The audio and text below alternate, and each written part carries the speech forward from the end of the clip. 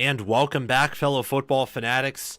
This is College Football with Sam, and I'm going to give you 90 minutes of absolute fun answering two questions that I think are pretty big and significant questions, and going through some topics I've talked about before, but also some new ones. This is really an expansive show.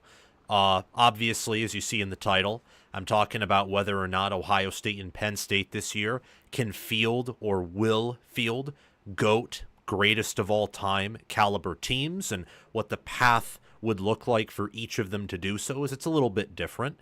I also want to give a massive update in regards to recruiting for multiple different teams, and I want to expand upon why I'm confident Texas A&M is a real college football playoff contender and not a fake, faux, fugazi contender, as has been the case for the past several years. I mean, every year under Jimbo Fisher, in hindsight, outside of maybe 2020, were they a fake college football playoff contender. And even that 2020 team got destroyed by Alabama, beat Florida in a close game, struggled against North Carolina, a North Carolina team without a defense, that be, in the Orange Bowl. So there's a lot to get to today. And of course, we're going to close off this show going through the beautiful teams that can actually make it to Indianapolis and compete for the Big Ten championship. We're going to be talking about really the top 2/3 of the Big Ten. So everyone except Purdue, Maryland, Northwestern, UCLA. Unfortunately, won't get to Rutgers today, but either tomorrow when I go live as well, 6 p.m. Eastern time, or maybe 5 p.m. Eastern time, somewhere in between. They're planning on going earlier tomorrow, going live earlier tomorrow than today. I might do a Rutgers record preview then, or certainly next week, along with the remaining Big Ten teams, or some of the remaining Big Ten teams. And yeah, we're going to be talking about 13 or 12, I believe it's 12, yes, Big Ten teams today, because I think there are 12 Big Ten teams. Most of them are more sleepers than anything else. I think there are only a few teams that have a good chance to actually win the Big Ten title this year, let alone the national championship, obviously. But there are a lot of teams who, if the balls bounce their way, if they play their cards right, can absolutely go to Indianapolis. So we're talking about everyone there. Everyone. So make sure to like, make sure to subscribe, hit the bell, be active in the live chat, please. And I will be answering super chats as per usual in the middle between the different segments that we will be doing. But first and foremost, I want to take a look at recruiting, because recruiting in the month of July has been something. Let's just put it at that. Recruiting in the month of July has been absolutely crazy, and I want to talk about it. It's been a wild past week. It really has. It's been a wild past week, really past few weeks in recruiting. So I want to catch you all up to speed on recruiting storylines that I am following and what they could mean for the here and now, today, this fall.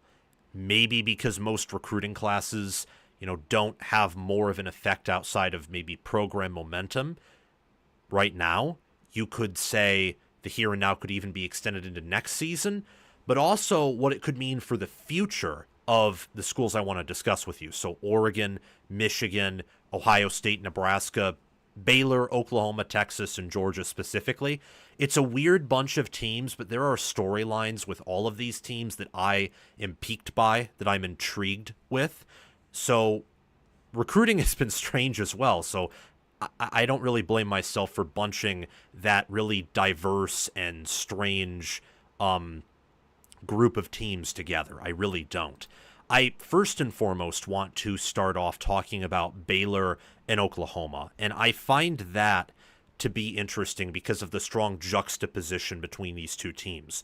So Baylor seems to be all in, even with Dave Aranda and sort of the cloud around his tenure.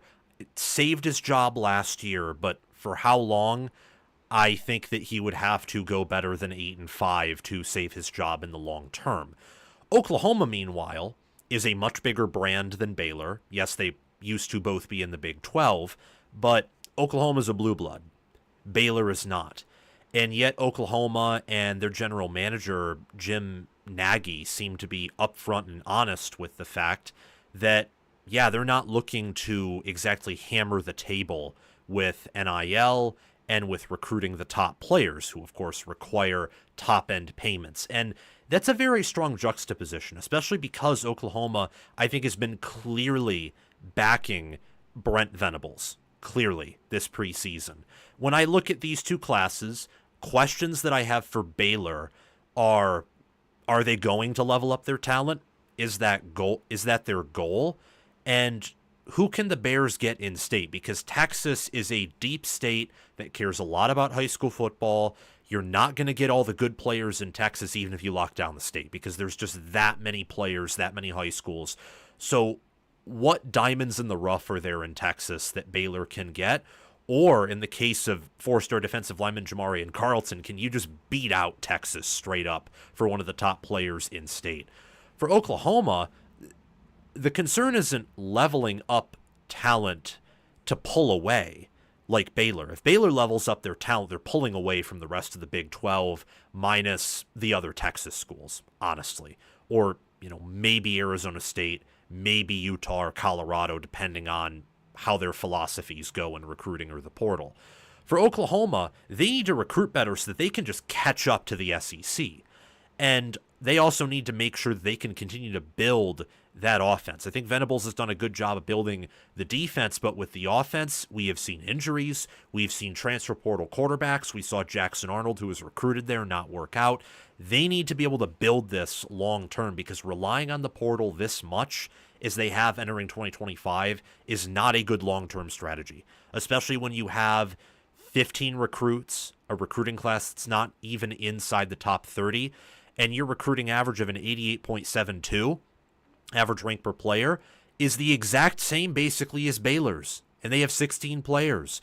And all of Baylor's top players per 24/7 Sports, not the composite, which I used for the average player rankings, all of Baylor's top players, the top 3 ones, are all top 100. And I think only maybe 1 or 2 of Oklahoma's are. That's crazy. Baylor is out recruiting Oklahoma, and I think that is a storyline that people should be paying more attention to.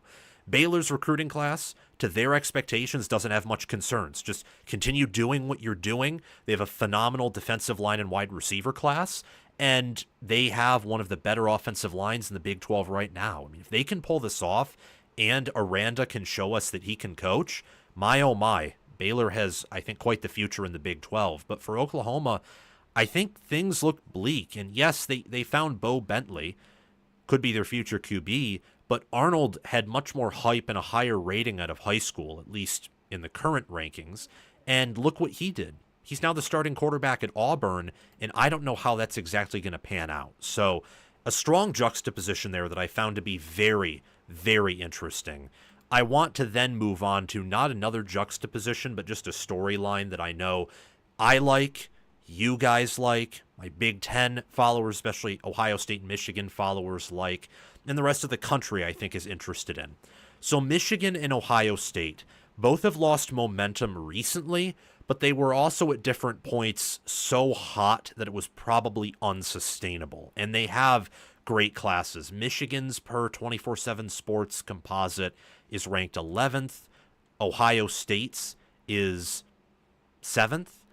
And Ohio State, I think, is about to refigure out the NIL game after it was, I was right on this, that the new rules were actually really stupid. They weren't going to hold up. They were a papier-mâché bomb shelter. And Ohio State finally figured that out because a nice article by Ross Dellinger reported that, hey, they're not going to challenge NIL collectives, the whole NIL Go thing. They're not going to. You just have to make the deals public, but they can't actually say, they can't really say no to them, essentially is what I got from that article and the whole conversation around that.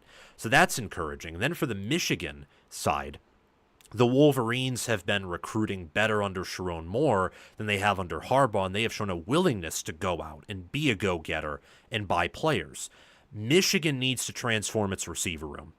And whether or not they win or lose probably determines how well the class gels together and whether or not they stay. Those are the questions for Michigan. For Ohio State, it's the offensive line class is good, but I think some expected it to be even better.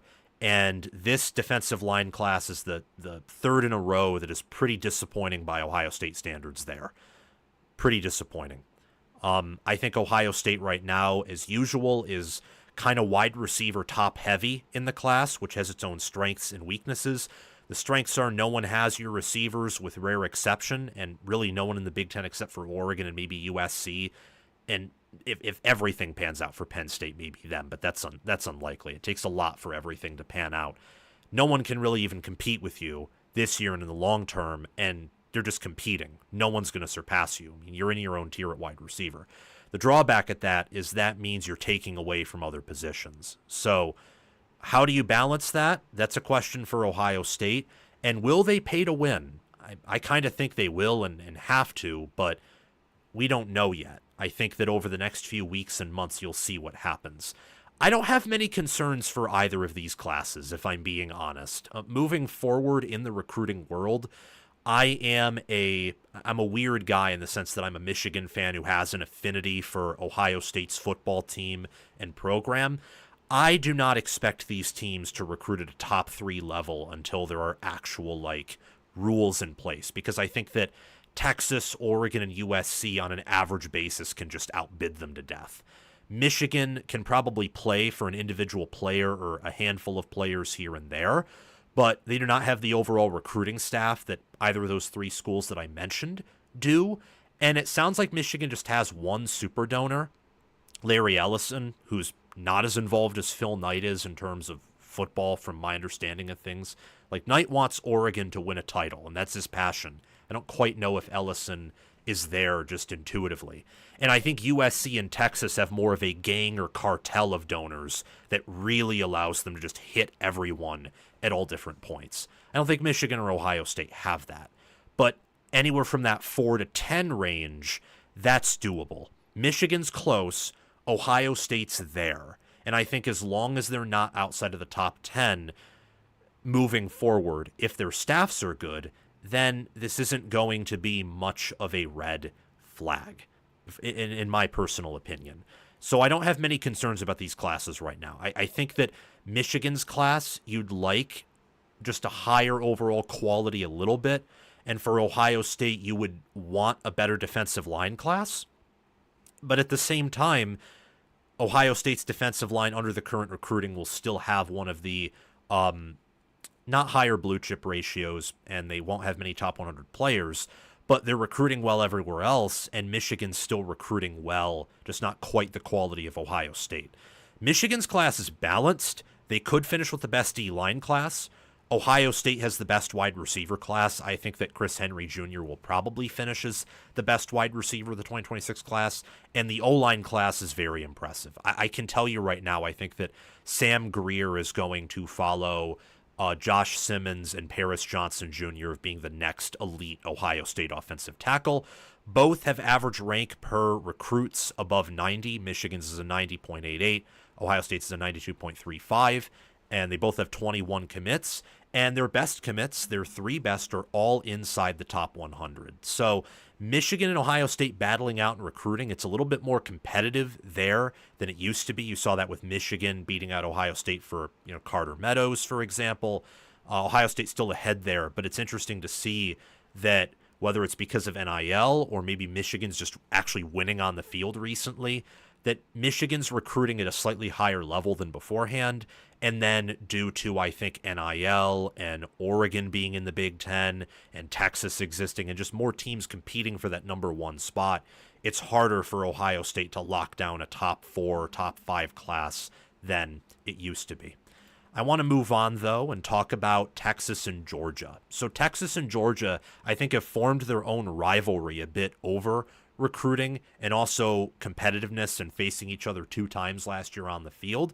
It's not the game. I mean, Michigan-Ohio State's the greatest rivalry in sports history, but this is an intense competitive rivalry, and this could succeed given that Sarkisian is a Saban disciple, Smart is a Saban disciple, there is a argument that these could be the two best programs in football moving forward.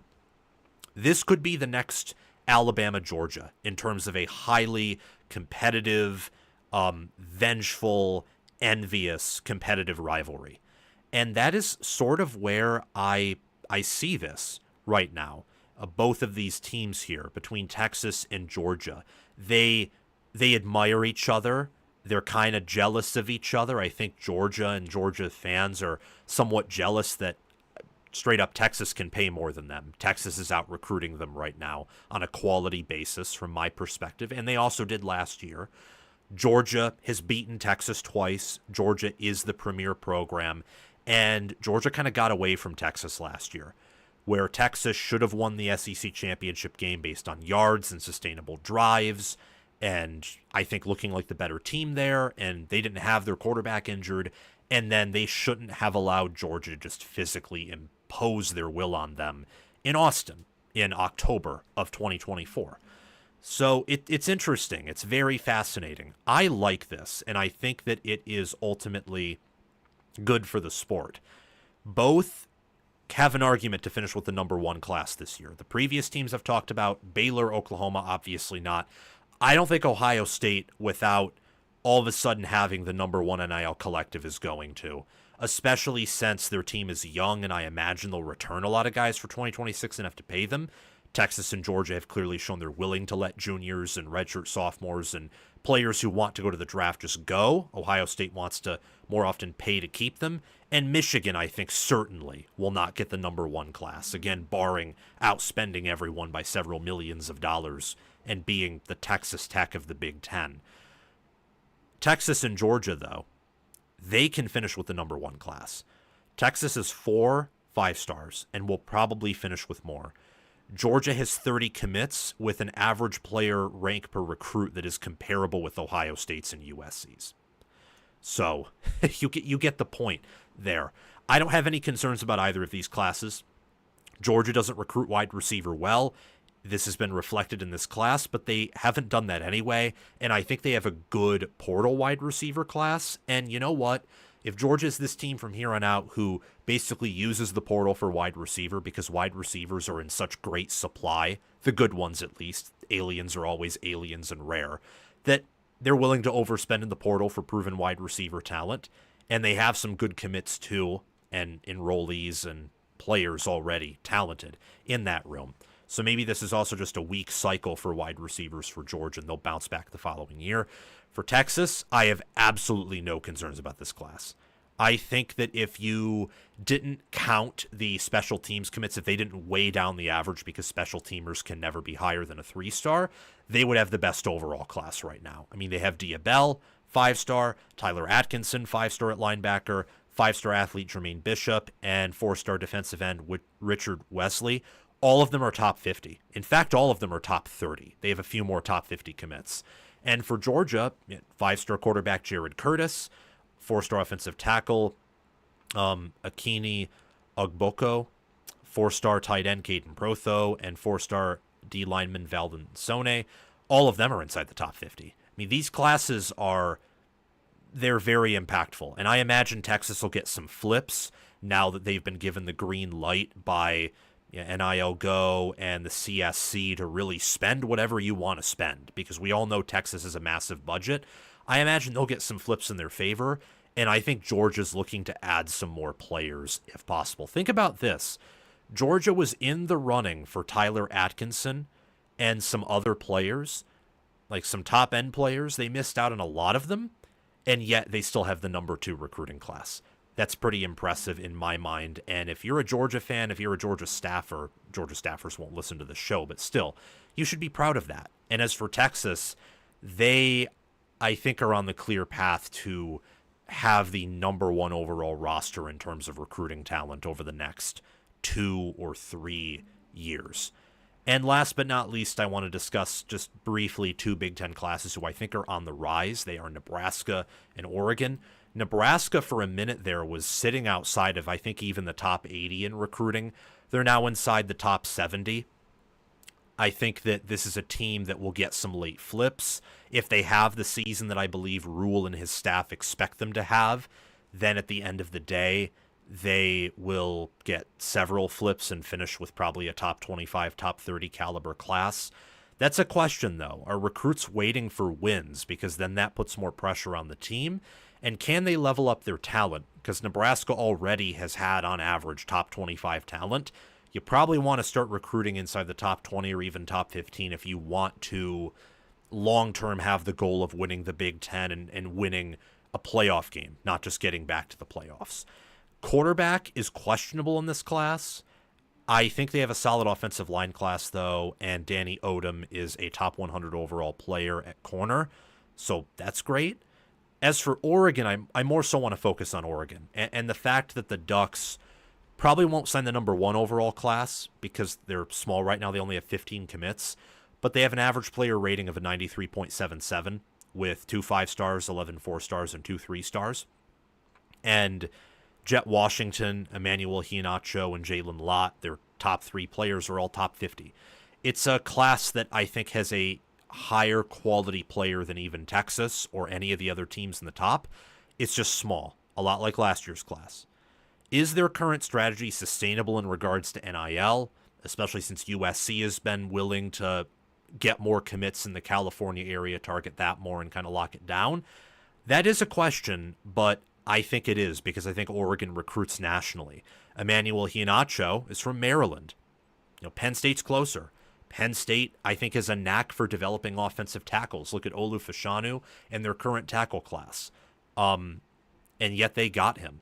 So I think Oregon can recruit at a national level. And if they sign the number 1 quality class again, we're living in a world where Oregon and Texas, and not Alabama, Clemson, Ohio State, Georgia. So the top 4 programs of 5 years ago were Ohio State, Alabama, Georgia, Clemson. Was those 4. If Oregon signs a number 1 quality class again, and Texas continues to do what they are doing, where they've gained massive momentum and are well ahead of their usual schedule of earning commits, we could be living in a world where Oregon and Texas, who 5 years ago no one thought were top 10 programs at the time. Texas, everyone thought of the potential, but Oregon, not everyone exactly thought that. To now, they might be the top 2 teams in terms of recruiting talent and recruiting prowess. That's pretty crazy. Those are my recruiting storylines as of the month of July for 2025.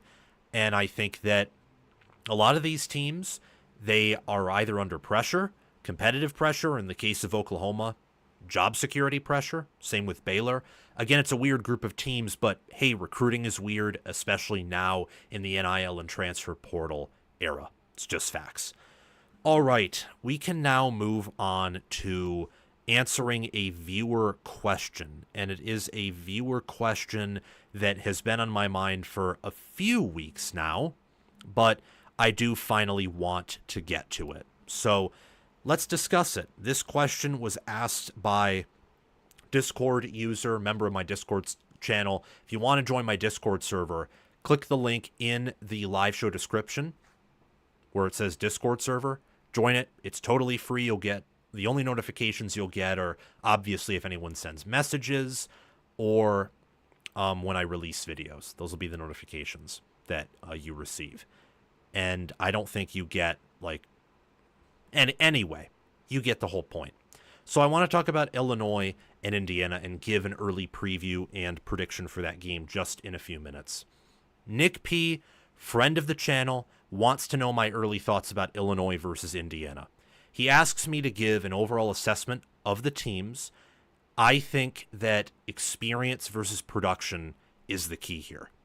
With Illinois being more experienced, after all, they return almost 80% of their production, but Indiana's fewer players have more quality production and are better players coming back. So, for example, Luke Altmaier returns for Illinois, along with their entire offensive line, much of their secondary, their linebackers, tight end Tanner Arkin, much of their running backs. But Indiana brings back Elijah Surratt, who statistically and per PFF grades and film is much better than any wide receiver Illinois has right now. Michael Kamara is a defensive end that Illinois would love to have was an All-American caliber player in 2024. D'Angelo Pons is probably as good of a corner, if not better, than anyone Illinois has right now. And Aiden Fisher was an honorable mention, so an All-American linebacker, depending on the site you looked at, for Indiana last year, and Illinois didn't have that. And Indiana's team last year, too, was much higher rated in the power ratings. So even though they return less and Illinois should converge with Indiana this year, the few players Indiana does bring back are the better players. And that's what makes this matchup fascinating. That's why I listed it as experience versus production. Might sound a bit counterintuitive because returning production is correlated with experience, but the Venn diagram for returning starters and returning production is not, indeed, it's not a circle. There are some intersecting parts, but they're two different things. This game will be located in Indiana Memorial Stadium. The way too early spread that I could find is Indiana -2.5. So that's saying neutral field. These teams are about tied. Maybe you slightly lean Illinois, and the public certainly would, so I get the placement of that line. I don't know what time the kickoff would be. It could honestly be any time. I mean, if both of these teams are undefeated entering this matchup, it'll no doubt be a top 20, if not a top 15 ranked matchup. One of these teams could even be inside the top 10, depending on how the first few weeks of the season shape up, how they shake out. So I'm excited for this one. I really am, and I think I have a strong opinion about this game that you'll find out as this preview goes on, but I'm very curious if I'm going to be wrong. There are a lot of unknowns with both these teams. There are two coaches who I think are good and especially great at development and utilizing the talent they have and doing more with less, especially so given Bielema's track record and also Curt Cignetti's track record. So the winning matchup here, again, is experience versus production, but also it's going to be quarterback play. So Luke Altmaier is the starting quarterback for Illinois, and Fernando Mendoza is the starting quarterback for Indiana. Now, both are transfers, but Luke Altmaier has been there for 2 years now. This will be his third year. 2 years of proven production and experience at Illinois. For Mendoza, this is only going to be his first year at Indiana. So for Altmaier, knowing the system, the playbook, being comfortable, especially since he has more familiar faces with his offense than Mendoza does, well, that's going to benefit with Altmaier there, especially since this game is earlier in the year and not in November. Altmaier last year threw for 2,717 passing yards, 22 touchdowns, 6 interceptions. He had a QBR of a 69.1, which was 45th, a passer rating of a 144, completed 60.8% of his throws, and was sacked 32 times. He ran for 4 touchdowns and 217 yards. His best game of the year QBR-wise, was against Purdue and also against South Carolina in the bowl game. His worst game was against Oregon, where they went out, got blown out 38-9. He had a QBR of 17.6 and a passer rating of a 75.8. Worst game by a mile of the 2024 season. Mendoza's best game last season in QBR was against Auburn with an 87.8 QBR. He completed 69.4% of his passes there, 2 touchdowns, no picks. He took 41 sacks. Mendoza did at Cal. Their O-line was horrible. And yet he had 105 rushing yards still with 2 rushing touchdowns and a long scramble of 50 that he earned against Stanford. 16 touchdowns, 6 interceptions, 3,004 passing yards, and he had a 63.8 QBR, which was 55th nationally. QB play is going to determine a lot here. Obviously, Indiana Stadium isn't big. It's not super loud, but the home field advantage is going to play a little bit of a benefit here to Indiana, and Illinois' offensive line and quarterback play could even that out. There's a lot going on here. Again, it's experience versus production. Indiana's production is more proven for the players they do bring back, for their vets. Their vets are better. But Illinois has more vets. They have a greater volume of experience, and their roster has more familiarity with each other and better chemistry than Indiana's does, for sure. I think that some other things that could come into play here are Illinois and Brett Bielema wanting to run the football, being willing to pass, but they lost Pat Bryant and Zachary Franklin, and they return that O-line, Altmaier's mobile, and they bring back Aiden Lahiri. So they may want to lean a little bit more on the ground this season, just thinking from a returning production standpoint. And Indiana last year statistically had the number 1 rushing defense. They did, if my memory serves me correctly. If not, it was certainly top 2.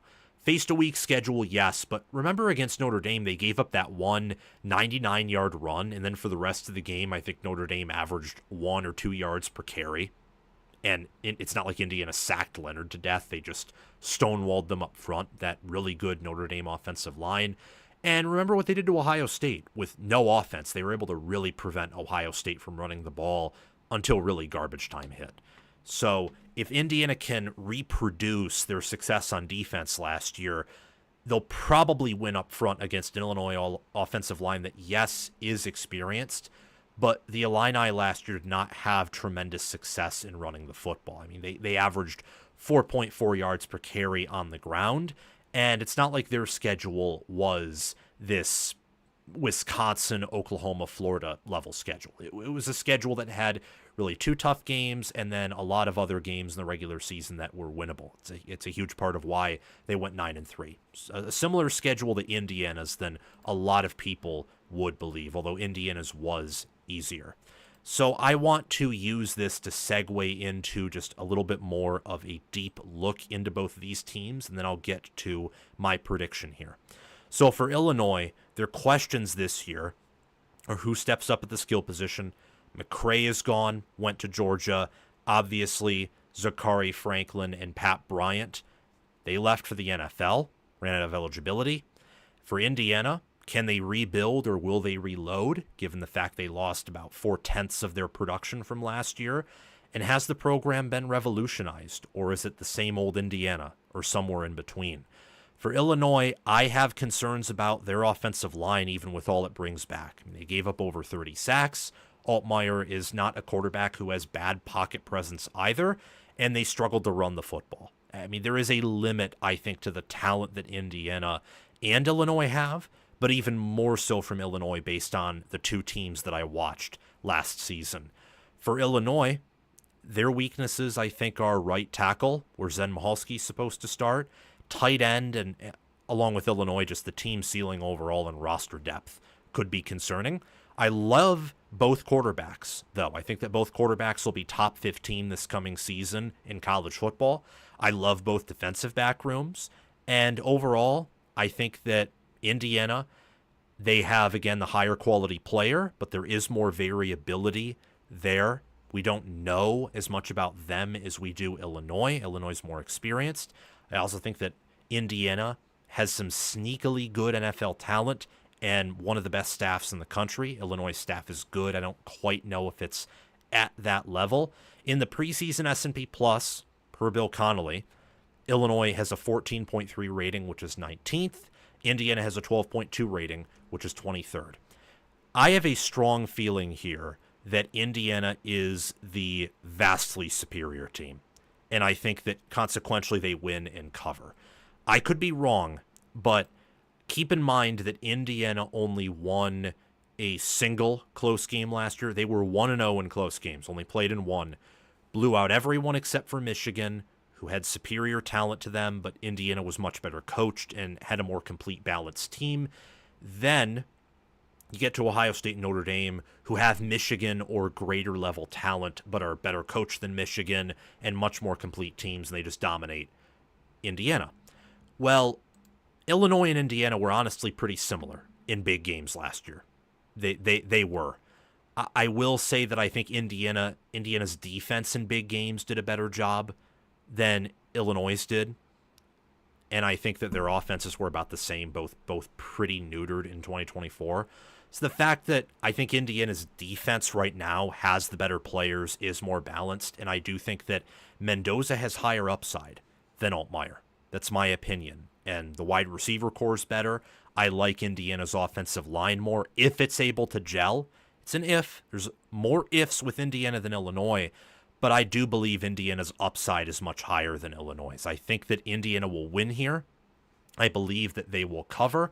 Way too early look. Wouldn't be shocked if maybe my opinion on this changes at kickoff, But from my preseason standpoint, I think that it might be a moment where Illinois goes into Indiana. It's a short spread. People are hyping up Illinois, and Indiana just blows them off the field. And it's very clear who the better roster is and who the better staff is. Remember, Illinois does not have the athletes or recruiting or depth or even staff or anything close to that Ohio State or Notre Dame did last year, or let alone Oregon or Penn State. That's why Oregon and Penn State game controlled them last year. Those are the teams that Indiana struggles to play. The teams that are anywhere from 30th to 50th or lower, or maybe a tad bit higher, so like 20th or lower in blue chip ratio and recruiting, so Nebraska on down, Indiana blew all those teams out or game controlled them. So I fail to see, with enough starters coming back and Indiana staff being in a second year, how this would be any different. All right, let's move on and let's talk about my top 5 Big Ten offenses entering the 2025 season. Let's check and see if there's any super chats. There are not, so let's move on. Mr. Sir asks who my top 5 Big Ten offenses are this fall. And I think that there are 5 teams that are clearly ahead. Clearly. They are head and shoulders above the rest of the conference in offense. And consequently, most of these teams are paired with good defenses and therefore are just ahead of the rest of the conference in general. They are a whole tier or several tiers ahead of really the remaining 13 teams. Michigan and Washington could prove me wrong. These are teams that, for a variety of reasons, could break what I believe are the top 5 Big Ten offenses, and both really regard their quarterbacks. Underwood's ceiling, the fact that Michigan has a very capable running back room and potential on the O-line, and for Washington, their quarterback and running back and the potential they have at wide receiver and tight end. But as of right now, I think that the top 5 Big Ten offenses are going to be USC, Indiana, Ohio State, Oregon, and Penn State. And I think they are clearly your top 5 offenses. Let me show you why. So Penn State in preseason offensive S&P Plus ratings per Bill Connolly, which includes returning production, quality of play, maybe a little bit of recruiting, but I think it's mostly, tempo-based statistics and play-by-play results and game results and returning production. Very wonky, as most preseason power ratings are, but there's a methodology to it, and Connolly knows his stuff. Penn State leads the Big Ten in preseason offensive S&P Plus with a 40.6 rating on offense, which is 3rd nationally. Oregon, their preseason offensive S&P Plus rating is a 40.5, which is 4th. Ohio State's is a 39.6. Indiana's is a 32.1. And USC's is a 36.2. So Penn State's 3rd nationally, 1st in the Big Ten. Oregon is 4th nationally, 2nd in the Big Ten. Ohio State is 7th nationally in preseason offensive S&P Plus, 3rd in the Big Ten. Indiana, they are 5th in the Big Ten, 30th nationally. Or no, they're not 5th in the Big Ten. They're 6th in the Big Ten. USC is 4th in the Big Ten, 13th nationally. Illinois was ahead of Indiana in preseason offensive S&P Plus. I happen to believe that for a variety of reasons, mostly receiver and the fact that I think Indiana's a better staff, that they will have a better offense than Illinois. I mean, look at how both of those offenses functioned last year, especially against their more common opponents, and you will see that Indiana's was much more efficient. They bring back enough and got enough great players in the portal to where I think they'll be once again better than Illinois there. Could be wrong, but I have more faith in being proven wrong by Michigan and Washington this year on offense than Illinois. I think if Illinois is going to be better than last year drastically in one area, it will probably be defense. But again, I'm open to being proven wrong, and I kind of hope I am, because the more Big Ten teams are in the playoff and doing well, the happier I am, honestly, especially when they're an underdog caliber team, no matter the conference. I have Penn State at 1, Oregon at 2, and apologies for that tangent there, but it is what it is. Indiana at 4, tangents are fun sometimes, and USC at 5. Those are my top 5 Big Ten offenses ranked. Ohio State has the most upside, but a floor that is probably lower than Penn State's this year, especially with the coordinator change. Probably a lower floor than Oregon as well, with the coordinator change and just what those teams have done, I think, recently and this preseason on the offensive line and at running back. Indiana and USC are clearly below Ohio State, Oregon, and Penn State. USC has a higher ceiling than Indiana just based on talent and Lincoln Riley, but they also have a lower floor because last year I'm confident that outside of big games, Indiana's offense was much better. And you did not get a guarantee on USC's offense in big games anyway. They didn't do much against a Michigan defense that struggled early in the year. Against Penn State, that was a defense that was susceptible to a variety of offenses. I mean, they let Minnesota score 25 points, guys. Come on, even with Abdul Carter. So there's more debate for that 4 and 5 spot. But I think unanimously you have to have Ohio State, Oregon, and Penn State in your top 3 Big Ten offenses. I think that's going to be the case this year. If one team is somehow going to break that, it will be USC, given Lincoln Riley. Indiana might break it statistically, but I highly doubt in actuality they will. If they played the same amount of big games that Ohio State and Penn State and Oregon did, and in some cases they do, and I think you'll see it on the field, they won't be nearly as good due to talent limitations. USC, I think, is elite at quarterback, running back, and wide receiver. They at least have elite potential there. Correction. USC and Indiana, I don't think, are proven to be elite anywhere on offense right now. Jaden Mayava at quarterback, Waymon Jordan, Eli Sanders, and Brian Jackson are some players in those rooms that I think either because of depth or talent can really pop off. And then if there is a room that is definitely elite for USC, it is Mekhi Lemon, Jacoby Lane, and Prince Strachan at wide receiver. I just don't quite know if they have the depth that Ohio State does, or just the raw potential with one given, or, well, they have that with Mekhi Lemon and Jacoby Lane. They do have that. But depth is an area that, for wide receiver, is probably worse than last year, and Mekhi Lemon and Jacoby Lane did not have these 1,000-yard fantastic seasons, partly because of wide receiver depth and QB play, I know, but I think you can get more out of those rooms than you had last season. They're strong, though. Wide receiver, running back, quarterback is strong. I think the offensive line is strong overall, and tight end is strong, too. O-line, if DJ Wingfield isn't eligible, and I haven't updated myself on that, so if there is an update, please share it with me in the comment section. If he isn't eligible, that changes some things, I think, for this offensive line. He was a really good guard last year at Purdue. Would, I think, be an even better guard this year in Riley's offense at USC. And this O-line is thin. It's a strong unit, and it has, I think, more proven players than a lot of other Big Ten positions. But it does not have a ton of depth. It just does not. So if one of their projected starters can't play or is injured, that certainly changes things. So pay attention there. Indiana's at 4. I think Indiana has elite potential at quarterback, guard, and center. Wide receiver, I think, is talent capped.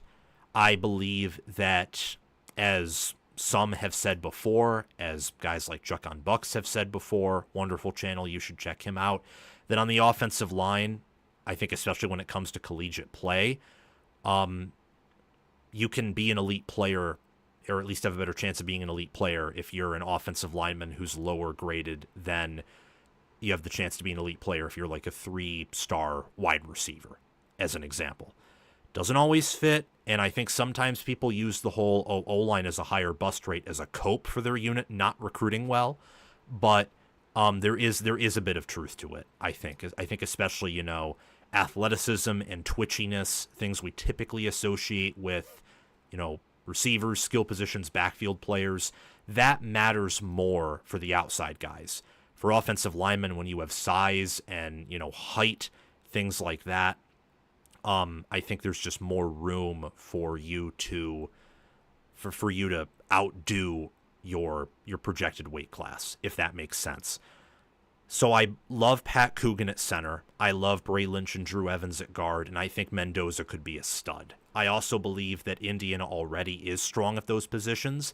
In addition to starting tackle with Carter Smith, Zen Mahalski is a huge question mark, and I think overall, if Smith were to somehow get hurt, the tackle situation goes from, I think, strong because Smith's at left tackle to bad pretty quickly. And wide receiver is also a unit of strength. For Ohio State, I think offensively has strong QB and running back play. I think they're strong and deeper at tackle than people realize. I think the interior last year was a bit carried by a centennial running back room and the fact that they kind of avoided the interior of the O-line as much as they possibly could in a variety of instances. Tight end, though, is elite. This is the first team that is elite in this list at anything. And then wide receiver isn't just elite. Saying this wide receiver room is elite could be disrespectful to it. It's a centennial group. I am on record for saying that I think this will be Ohio State's best wide receiver room under Hartline because Smith is bigger, stronger, faster. Same with Carnell Tate. Same with Brandon Inniss. And Hartline now, because of his recruiting, development, and reputation, and being several years in, entering year 7 along with Ryan Day, they've stacked so much talent that their 6th string wide receiver, in my opinion, would be starting at a variety of schools. It's so many different schools. It's crazy. So this is a unit that I think much like last year, you could see them be limited to like 17 or 10 points in a given game, depending on the defense they play. But it would have to be an elite defense, so in the top 1% of defenses. And for almost everyone else, they will score 30 points at absolute minimum. There's again, this ceiling that no one else has with Ohio State on offense. But there's also this floor that I don't think you will see from Penn State and potentially not even from Oregon. Again, pay attention to Max Clare, obviously Jeremiah Smith and Carnell Tate, but Brandon Inniss and Mylan Graham will see playing time. Wouldn't be shocked if even sometimes they maybe want to go 5 wide and like Quincy Porter rolls out there or Bryson Rogers rolls out there. They also have Will Kazmarek and some other tight ends. They have the capability of going big with multiple tight ends.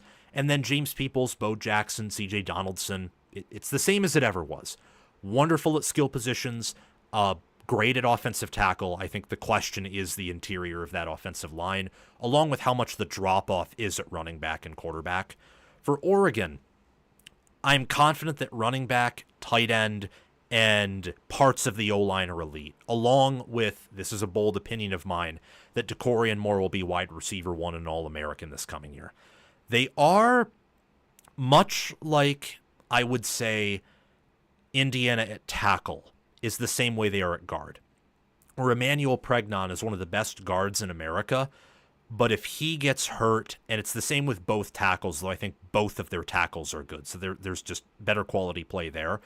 If they get injured on the offensive line, Oregon is shaky there. Like, I think their starters are better than Ohio State's.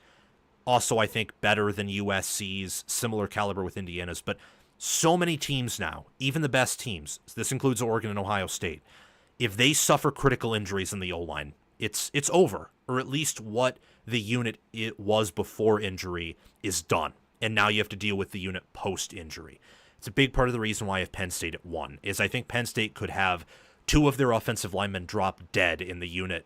It will initially go through some pain, but in the short term and long term, after one game, is going to be absolutely fine and won't have to change a lot of things. For Oregon, Mackay Hughes is an All-American running back. Kenyon Sadiq and Max Clare are your top 2 tight ends, both from Ohio State and Oregon. And I like the tackle room, what they did in the portal at tackle with Alex Harkey and Isaiah World. If they're able to blend in with the team and fit with the culture, then that's going to be successful. I look at center Iapani Lololu, and I love what I see out of him. And, of course, you got to pay attention to, quarterback in the same way with Julian Sayin, same with Dante Moore. I think that both of those quarterbacks will be top 15. A bit higher on Sayin, I'll say, but I'm still really high on Dante Moore. Penn State's my number 1 because of experience, because Aller has a lot of untapped upside that if he just makes the same jump he made from 22 to 23, 23 to 24, and then from 24 to 25, well, he'll be passing in the 140s, 150s, 160s in big games, and he'll be lighting it up everywhere else. If not, he could be better than that because this wide receiver core is way better than last year's. It's actually strong. I can actually say that Penn State's wide receiver core is a strong unit nationally. It's not the strength of the offense or a strength of the team, but Penn State's team is so good that it can be a weak link on the team and still be one of the better wide receiver units in the Big Ten. Indeed, it is with Devontae Ross, Trevor Pena, and also Kyron Hudson. Quarterback with Aller, we already talked about. Love him. At running back, it's either them or Notre Dame for the top running back duo in America. Nicholas Singleton, Katron Allen, and the battle for that running back 3 spot will be intriguing. I love tight end for them. I think it will be elite by the end of the year. Beginning of the year, it'll be worse than Ohio State and Oregon. End of the year, they probably won't have the same caliber of top-end player that Ohio State or Oregon does, but they'll have better depth. Their second-string tight end will be better than Oregon or Ohio State's second-string tight end. And then I love their tackle, guard, center positions, and just overall depth. This team, I think, has what it takes on offense to suffer through injuries and not change their identity much unless the injuries are at wide receiver or obviously quarterback. But quarterback goes for everyone. Wide receiver at this point with all the teams I'm talking about probably goes for everyone too except for Ohio State. Which again, circle back to my point, Ohio State and Penn State are probably top 2 with all of these teams in terms of ceiling, and I'd put Ohio State at 1. But Penn State's depth and high floor and the fact that Kotelnicki comes back, so they have staff continuity there, coordinator continuity. And we saw what Kotelnicki did at Kansas. He revolutionized that place. You can't tell me that a man who rebuilt the Kansas offense and then when he left, things kind of fell apart there on offense. You can't tell me he's overrated, especially when he had no wide receivers to work with last year and was in year 1. I mean, what he did last year was incredible. So those are my top 5 Big Ten offenses there. Again, USC 5th, Indiana 4th. You kind of jump up to another tier there and get to Ohio State 3rd, Oregon 2nd, and Penn State at number 1. Those are my top 5 Big Ten offenses, and if anyone's going to prove me wrong there, I think that Michigan and Washington could compete for that 5th spot. Not really sure Michigan could go anywhere above that. Washington, if everything plays out, could probably compete for that 4th spot. But the top 3, I'm 100... Not going to say 100% because you should never say never, but I'm 99.9 repeated percent sure that your top 3 offenses in the Big Ten will be Penn State, Oregon, and Ohio State in any order which you rank those is somewhat fine with me. All right, now we get to talk about A&M for a brief few seconds. We get to talk about the Aggies and then move on to some other things. This is a really fun stream, guys. Thank you again for tuning in. Always love these shows and episodes. Again, like, subscribe, hit the notification bell. If you want to ask me a question live and have me answer it, make sure to send in a super chat. If not, we're just going to blow through the show because I have a commitment to get to in about 40, 45, 50 minutes. So let's talk about Texas A&M. And the Aggies. I said yesterday that I believe that this team is a legitimate college football playoff contender. I talked about Texas A&M yesterday and gave you my record prediction for them, that being 10 wins, 6 of which come in SEC play. 2 losses. Those losses, just to be specific with all of you, are to LSU on the road and then rival Texas on the road. A lot of A&M players at SEC Media Days have been talking about how they think that they can't wait to go up to Texas and they can't wait to. I think Will Lee III even said he can't wait to beat them this year. Like, whew. But people underestimate how much A&M and Texas hate each other. Not going to go off on a tangent here, but they hate each other. The Lone Star Showdown is one of those rivalries that is not quite the game, but it's close to the Iron Bowl, if not right there. The game just wasn't played in so long between the Aggies and the Longhorns that we forgot about that. Or not we, I didn't, but others did. And obviously, I think that 10 wins and a 6-2 SEC record will be enough to get A&M in the college football playoff. And I want to expand more on my thought process behind why I'm confident in A&M this year.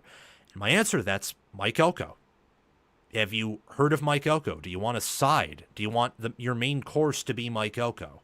Because this is the guy who brought Duke back or brought them to levels that we hadn't seen since the peak David Cutcliffe years. In year 2, What did Duke do? With injuries, they went 8-5. My memory serves me correctly. With injuries, they were beating Florida State at the half, who went 13-0. They crushed Clemson in week 1, won the turnover battle by a wide margin, and won, I think final score was 28-7. Just kind of game-controlled Clemson from start to finish there. And now, instead of having Duke's talent and Riley Leonard, who's a wonderful player to watch but limited, you have A&M's talent. You have a top 10 talent roster. You have a quarterback in Marcel Reed who is young and probably has a higher ceiling than Riley Leonard does. You play in the SEC. You have far more resources. So even though A&M is not at the top of the SEC pecking order, clearly, they are closer to the top of the SEC pecking order than Duke is. So relative to the conference he resides in, Elko is in a better place than he was at Duke. And that's even, again, weighing the fact that now instead of playing, Florida State, Miami, and Clemson, you got to play Texas, Georgia, and Alabama, who on an average basis are much better than those top 3 ACC teams. Even if you replace Florida State with maybe Georgia Tech or Louisville or SMU, who should be better than Florida State this year, the same thing reigns true. So Elko has, I think, a very real opportunity with his coaching, with his staff, and the fact that he is at one of the better SEC programs to break through in a major way. And let's look at their schedule here. I talked about this yesterday. This is a schedule that is one of the easier SEC schedules, especially when you look at only conference wins. And because of the Notre Dame non-conference game, A&M, even if they shouldn't be, depending on how close the 3 losses would be if they go 9-3, would still be in that playoff conversation. And maybe they go 9-3, but they go 7-2, lose to Notre Dame, and then lose to, at LSU or at Texas, and they go to Atlanta, and they play for the SEC championship game. If they win, they're in. If they lose, and it's competitive, that actually would add to their resume because it's an extra game that wasn't planned, and they'd likely play either Texas again or Georgia, a team they hadn't already faced, and make it competitive. They play UTSA week 1, Utah State week 2. They should blow both of those teams out. They get Notre Dame on the road in week 3. And I will tell you that A&M returns 72% of their production. Notre Dame's about in the mid-50s there. A&M has a returning starting quarterback. Notre Dame does not. And yes, while people are praising C.J. Carr and are very high on him, and I am too long-term, he's coming off of an injury that sidelined him for the entirety of last year.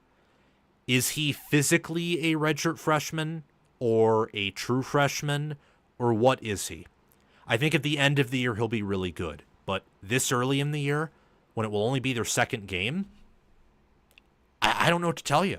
And they're changing defensive coordinator too, and they lose much of their defensive line. They lose some depth off their offensive line, although their starters I think will be better than they were last season. And A&M's played him before.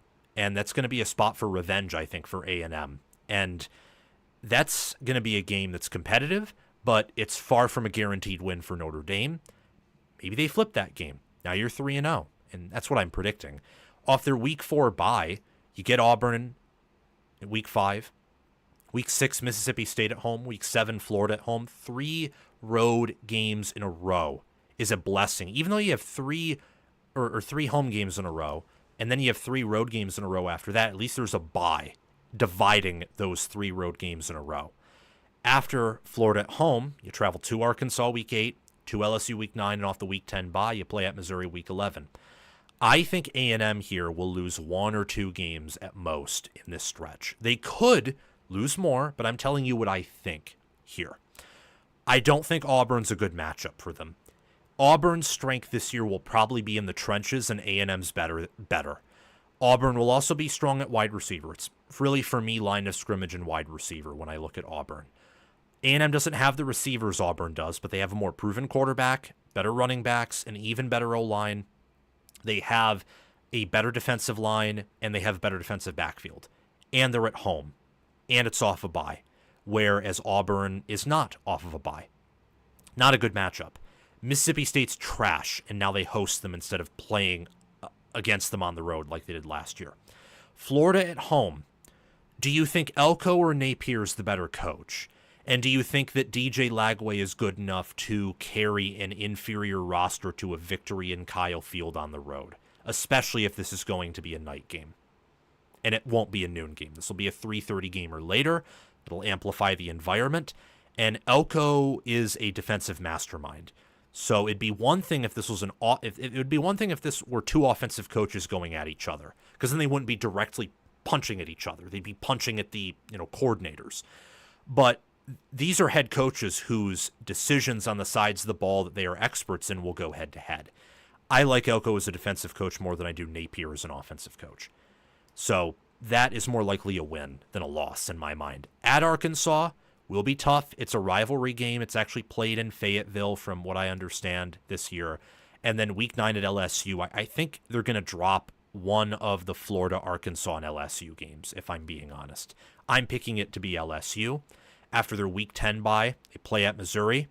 Could be a loss, but could also be a win. South Carolina week 12, that's a revenge game, and A&M returns a lot more than South Carolina and has a better roster. Week 13 against Samford, it's an FCS game. They're going to win by 30 or 40 points, even if most of their starters aren't playing for the second half. And then against Texas in week 14, it's a rivalry game. It's a revenge spot, and I know A&M returns more. So these teams should converge. It'd be one thing if A&M played Texas on the road last year and lost 17-7, but they played them at home. So I think there's a chance that A&M may be catching up to Texas in power ratings, and having more experience is somewhat canceled out by, instead of this game being played in Aggie land, it's now being played in Austin. So I would peg that as a loss. That's the most likely loss that A&M could suffer this year. I'm high on everything with A&M, though, except for tight end, defensive end, and special teams. And I'm not negative on D-end and special teams. I just don't think that I'm stronger on A&M there than the average analyst is, or the research that I have found. Like, I'm not projecting them to outdo their past performances there, or what they return or what they bring in.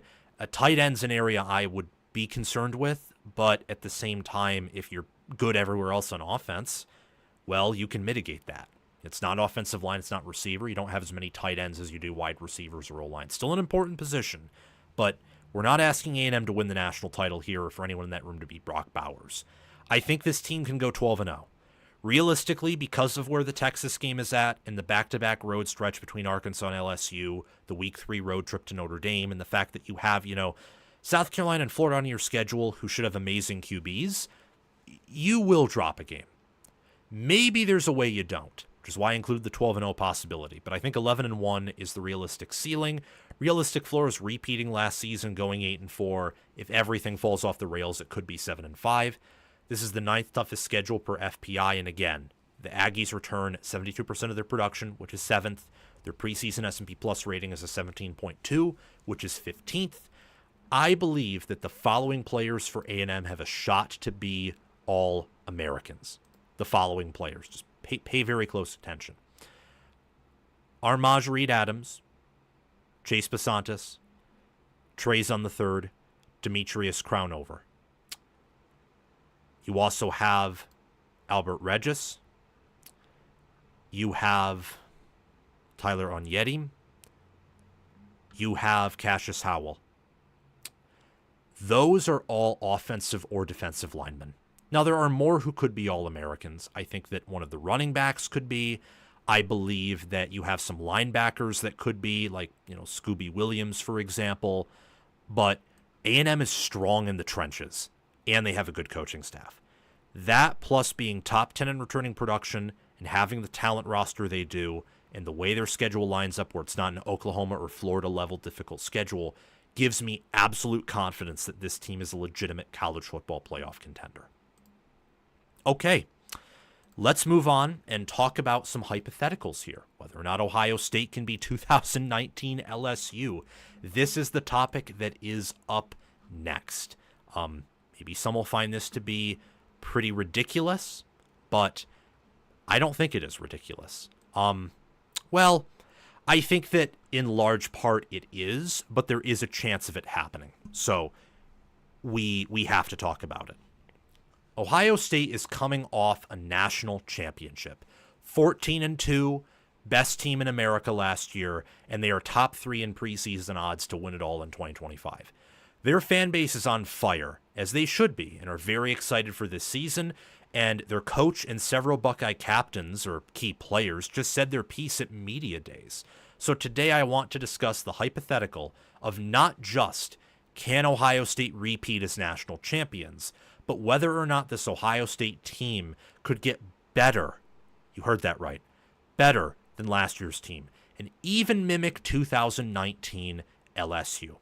So, as always, let's talk about it and go through this process and how this would have to play out. So, Ohio State is minus 320 to reach the playoffs, plus 185 to win the Big Ten. They're the favorite there out of all the Big Ten teams to both be in the playoffs and win the Big Ten. And their over-under win total is 10.5. Week 1, they play Texas. Week 2, they got Grambling State. Week 3, they got Ohio. Week 5, because they have a Week 4 bye, they play at Washington. Week 6, they host Minnesota. Week 7, they play at Illinois. Week 8, they play at Wisconsin. Off the Week 9 bye, they host Penn State. Week 10, which should be a top 10 matchup, so the game of 10s. At Purdue is their game Week 11.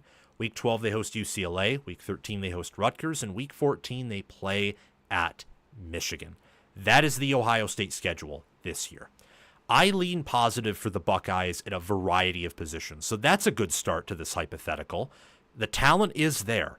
And when I look at how some Buckeyes, whether some of their accounts or how even some of their, analysts, beat writers, and even how some analysts nationally have been talking about this team, I think there is a wider sense that this team will improve or be the exact same team as last year in terms of overall power ratings than I previously expected or that I would have expected.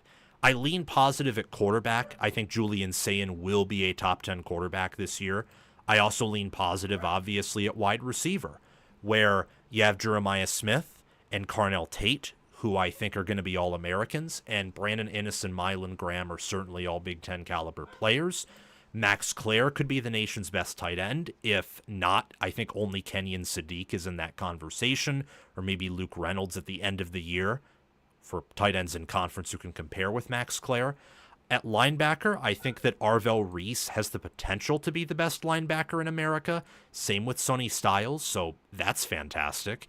And then safety, you got the best defensive player in Caleb Downs, and I would look out for Jalen McClain. I think he's going to have a good year. And there are other positions that will be strong. I'm just not necessarily more positive on those than the public or their body of work has provided so far. So I'm not picking every position to reload in the same way that I'm picking a lot of those positions to reload.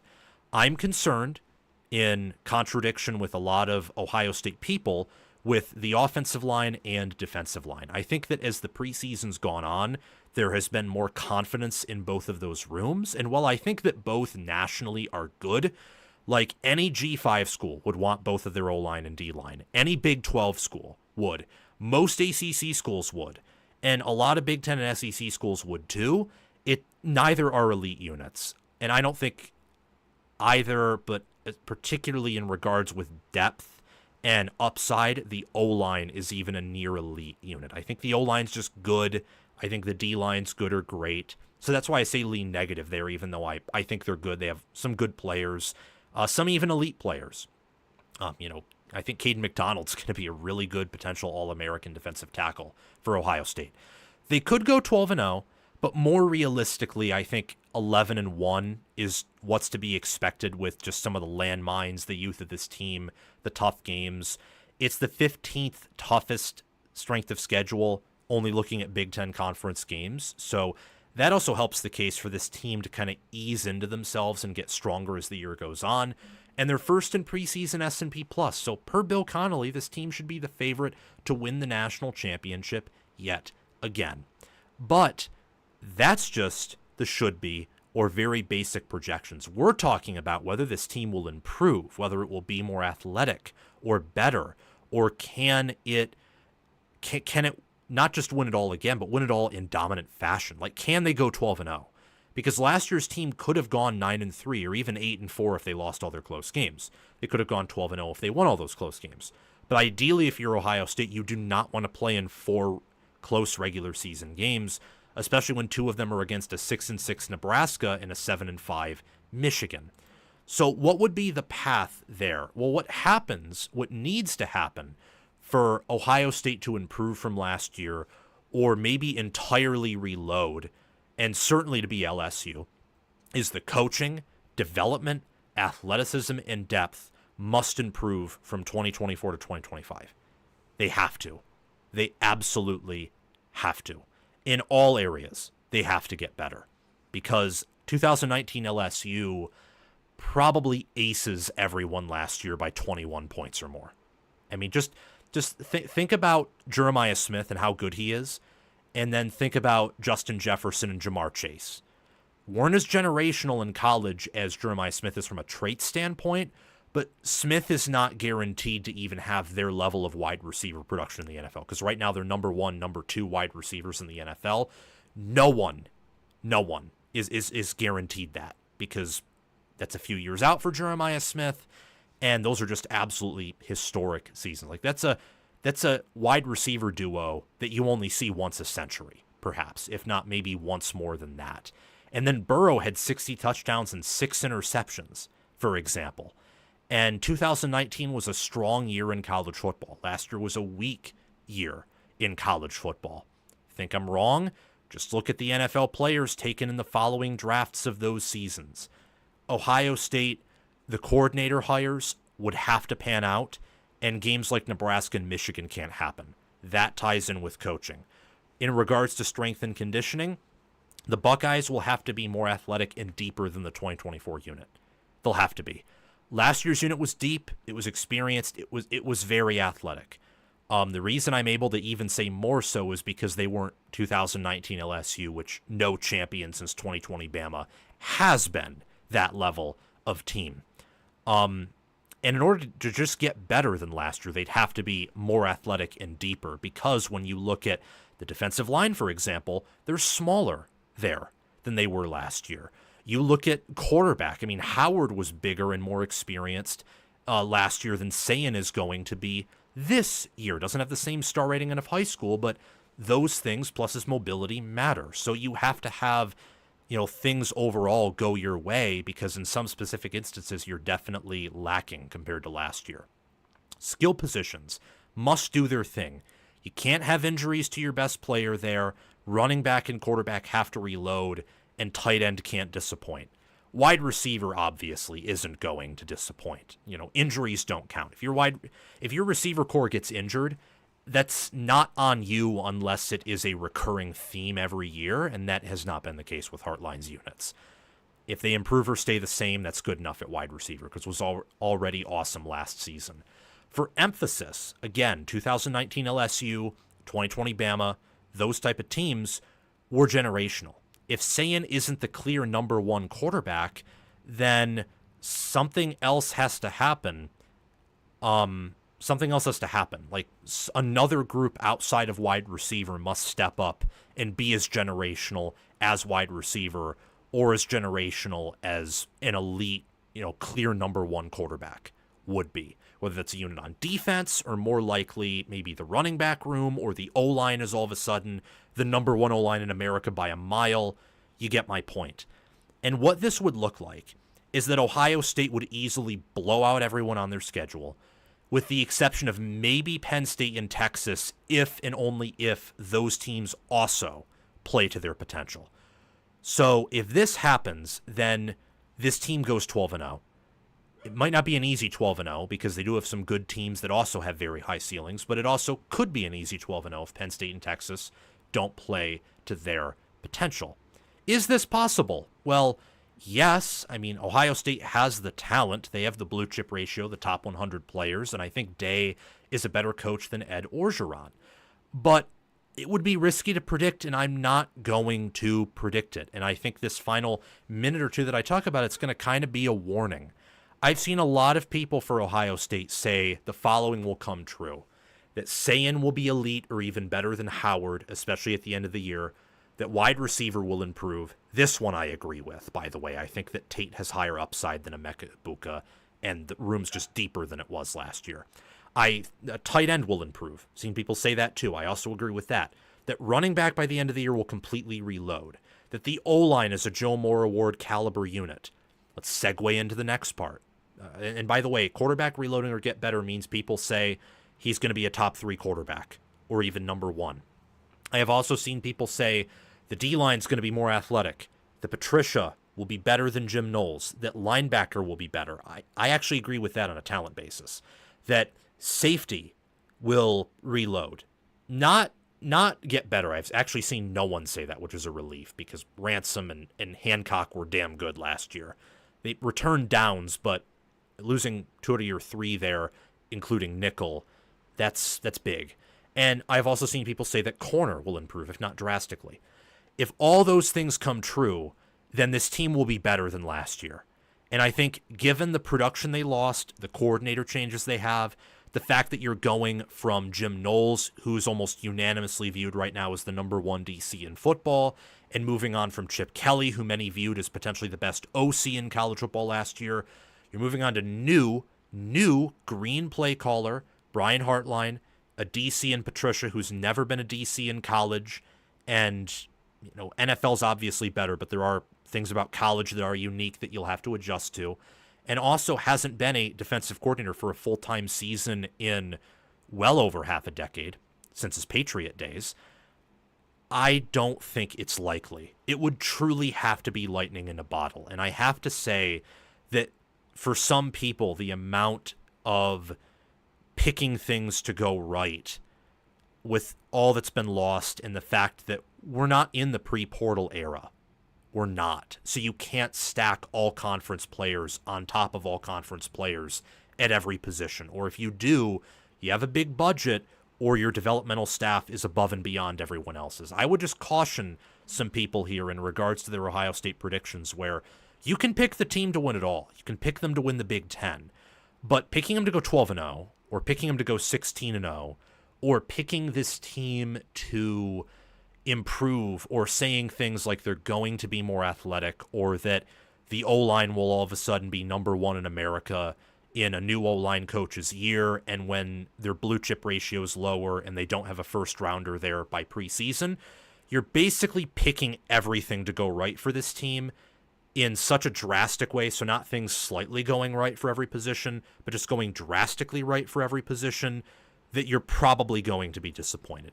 And you shouldn't. I mean, the last thing that should happen this year is that Ohio State goes, let's say they go 12-3, 10-2 regular season, win 2 playoff games, lose in the semifinals, and then people are calling for Day's job or saying it's a disappointing season, which will happen. I mean, that would have happened last year if they lost the Cotton Bowl. It would have. It's just a little bit of caution there, but I also will say that if you are really convinced that this team is going to be that good, there is a chance, so maybe hold on to it. And now we'll talk about Penn State and whether or not Penn State can field the GOAT caliber team. This is going to be fun. This is going to be very, very fun because I think Penn State can do this. Can they beat 2019 LSU? No. But I also think they have, just as a little bit of a hint here, I think they have a better chance of being a 16-0 national champion than Ohio State does, just based on experience and based on having a more balanced roster and having a better coordinator duo and a better quarterback, at least by traits. So, yeah. It's not much of a better chance because Ohio State is the talent edge, and it's hard for anyone, and I mean anyone, to be a GOAT caliber team. But when you break it down into when you break it down into maybe relativity, comparing Ohio State's chances to be a GOAT team this year to Penn State's, I think Penn State has some actually significant edges. In the same way that Ohio State would have had significant edges over Penn State or certainly Michigan, for example, last season. So I'm going to get to that. I'm going to get to that. And this is going to be a very, very fun segment. So let's do it. Let's dive in. I have the Penn State Nittany Lions winning the national championship this winter. As many of you know, I've been very open and public about it. And many others also believe they will hoist the trophy this winter. So at that point, that is not a very bold prediction. But I want to test another hypothetical and entertain the possibility that this team has greatest of all time potential. Do they? It's Penn State. James Franklin's only beaten one top 5 team since his tenure began at Penn State. And many have a hard time believing that Penn State could field such a team. But I will tell you this, had things gone differently for Ohio State and Michigan, just slightly in a more positive direction, they could have been in that conversation. And Penn State's following their model. So from that standpoint, almost to a certain degree, I do not understand. I just do not understand why they couldn't. So let's talk about this here. Really, like let's talk about this and dive into why I think Penn State actually can be a GOAT caliber team. Different from the Ohio State segment about whether or not I think that Ohio State can beat 2019 LSU because Penn State doesn't have the wide receivers to do that. However, one may argue that they have the quarterback to do that. Let's first talk about their schedule. So Penn State's schedule, they're minus 290 to reach the playoffs, plus 230 to win the Big Ten. Over-under win total at 10.5. This schedule features Nevada Week 1, FIU Week 2, Villanova Week 3. Off the Week 4 bye, they host Oregon in Week 5, play at UCLA Week 6, host Northwestern Week 7, play at Iowa Week 8. Off their Week 9 bye, they play at Ohio State in Week 10, host Indiana Week 11, play at Michigan State Week 12, host Nebraska Week 13, and play at Rutgers in Week 14. I love everything about this team. Again, that's why I'm picking them to win the national title, is I love things about this team more than other teams. So I'm in love with Penn State, with Texas, and Clemson as my 3 most likely teams to win it all. And usually at the end of the year, you kind of have that group of 3. Some years it's more like 4 or 5, or even, I think in 2023 you had 6 or 7 teams, or even 8 that could have. It was just, there wasn't a GOAT caliber team that year, but there were several strong teams inside the top 10. Pretty unique in that instance. But that's not normality. Normally you have anywhere from really 1 team that separates itself at the end of the year to really 3 at the most, or maybe 2. That's what I think Penn State will be, along with Texas and Clemson. And then just other teams I love. I could, go on and talk about this in a different video, but I love Indiana to sort of reload. I like Nebraska and Michigan to take steps forward, for example. Like in the SEC, I love A&M. In the ACC, I think Miami's going to rebound. But this is a Penn State video. I think what separates Penn State from all those teams I mentioned outside of Texas is they have untapped and, in certain positions, unlimited potential. Think of Drew Aller. Drew Aller has round 1, pick 1 potential. The only thing missing about Aller is in-game results. And even there, bless me, he's overall done a good job. Not a great job, not even close to an elite job yet, but he's made progress and he's becoming a better player before our eyes. He could be an All-American this year. In fact, he should be, based on Kotelnicki coming back, based on Nicholas Singleton and Katron Allen coming back. Those are all Big Ten, All-American caliber players. Nick Dawkins at center, Olavega Ione, Cooper Cousins, and even backup Jevin Williams, I think, are all Big Ten caliber players, or better for the starters. And then Nolan Rucci, Anthony Dunco, Drew Shelton. They have 3 playable future NFL offensive tackles. No one else has that. Oregon doesn't have that. Ohio State doesn't have that. Indiana, Iowa, Michigan State, Nebraska, Rutgers. No one on their schedule has that. I would argue few, if any, in football even have that, where we know based on film and projections and how they played that these guys could be in the NFL. I mean, Rucci played for much of last year. Dunco did before his injury. Shelton played for the entirety of the season. This is a team with, at the very least, a very high floor. It's why I think they'll go 10-2 at the worst, and they could go 12-0 at the absolute best. It's the 8th toughest Big Ten conference schedule because you play at Ohio State, who's the preseason number 1 in the Big Ten, and at worst is going to be top 3 in power ratings there. And you play Oregon, who's similar. I mean, Oregon may have a little bit of a lower floor than Ohio State in power ratings, but it's close. You have 2 of the top 3, and you can't play yourself. So besides yourself, you're playing the 2 best teams in the Big Ten. And you have Iowa on the road, you have Indiana at home, and then Michigan State and Nebraska aren't going to be pushovers either. But Penn State should be definitively better than all of these teams except for Oregon and Ohio State. And they return 65% of their production, which is top 25, and their preseason S&P Plus rating is a 27.7. They're only behind Ohio State and Alabama in preseason S&P Plus, and they're the only team out of, the bunch of the teams who are in the top 5 in odds to win the title, only team in the top 25 returning production right there. And Aller right now is viewed as the best NFL quarterback prospect out of this year's quarterbacks who are eligible to declare for the 2026 NFL draft. Cade Klubnik's in that conversation, of course. Manning could be. Sayan's too young. If Dante Moore has this unforgettable year, he could be, but it's not projected right now. When I look at Penn State, I see a team that has that potential. For the first time, I can say that they have that in the same way that Ohio State does. I'll go a step even further and say that I don't think Oregon has the potential that Penn State does. And that's even with, everything playing out in all these teams' favor, which isn't even realistic. In a realistic sense, I think this Penn State team has the highest potential of any Big Ten team. If you want to go lightning in a bottle, it's probably Ohio State given their talent, superior head coach, and the fact they have the 2 best players in football. But for Penn State to actually execute on this, to be a GOAT caliber team, because remember, I'm not picking them to be 19 LSU or 20 Bama or 01 Miami. I don't think they will be.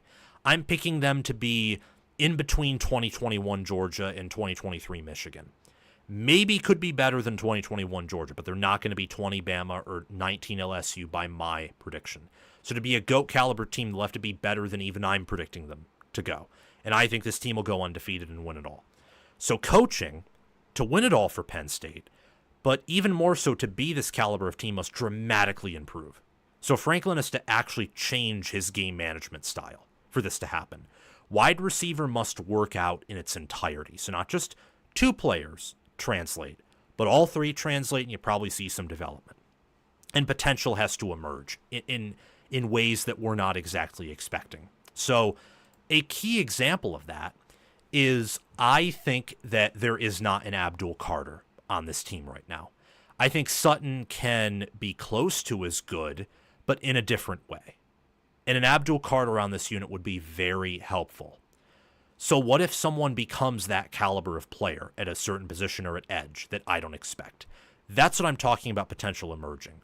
Or maybe at wide receiver, Tyseer Denmark is a great wide receiver, an all Big Ten caliber wide receiver in year 1, and then Penn State can go 4 wide, and it's a 4 wide that is almost impossible for anyone to defend.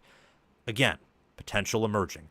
It's a position improving in a way that I or most people don't think will improve, or that maybe even the staff would be surprised improves that much. Franklin's in-game management has to be better. That's a requirement. That's a box that has to be checked for Penn State to be this GOAT caliber team, unless the talent edge is just unheard of. So let's say Penn State's position coaches' strength and conditioning are so good, and a lot of their current starters and rotational players are all diamonds in the rough, again, lightning in the bottle type stuff, or everyone they play, even adjusting for home field advantage, they are 10 or more points better than. And then at that point, Franklin's game management probably doesn't matter. But that's, again, lightning in a bottle and even maybe more unlikely than that. So then I think it's fun to ask that these 2 things must happen in addition to coaching improving. Aller breaks out. Wide receiver pans out. The O-line breaks through, or Knowles does his stuff. And what I mean by that is 2 of the following: Aller playing at a round 1, pick 1 capacity and being the nation's best quarterback, and also improving his scrambling abilities, not just throwing. Wide receiver being a great room, not Ohio State caliber, not Auburn or Clemson or Alabama, but probably in the next tier below that. All the transfers pan out, and they're even better than they were at their previous stops, and they have good chemistry with Aller. The O-line being generational. So last year's unit was one of the best in America. but I'm talking about a unit that no D-line can stand up against in 4 quarters without some crazy help or scheme edge. And then out of the final 4, 2 of which I think must happen, Knowles just puts together the number 1 defense. And it's a defense that somehow, some way, because he inherited a good roster and his wonderful position coaches there, somehow, some way, is as good as the 23 Ohio State defense or a little better than that. Or let's go really extreme here and say it's as good as last year's Ohio State defense at the end of the year, not the beginning. A lot of this stuff's unlikely. I mean, it's unlikely for anyone to be a GOAT caliber team, a greatest of all time caliber team, especially now in the modern era with the portal. But Penn State's blue chip ratio is the highest it's been in a minute. Their O-line has 2 5-stars, actually 3 if you count Rucci. It's very strong and experienced. Running back strong and experienced. Quarterback is experienced and has the potential to be one of the strongest players in the nation. Tight end strong.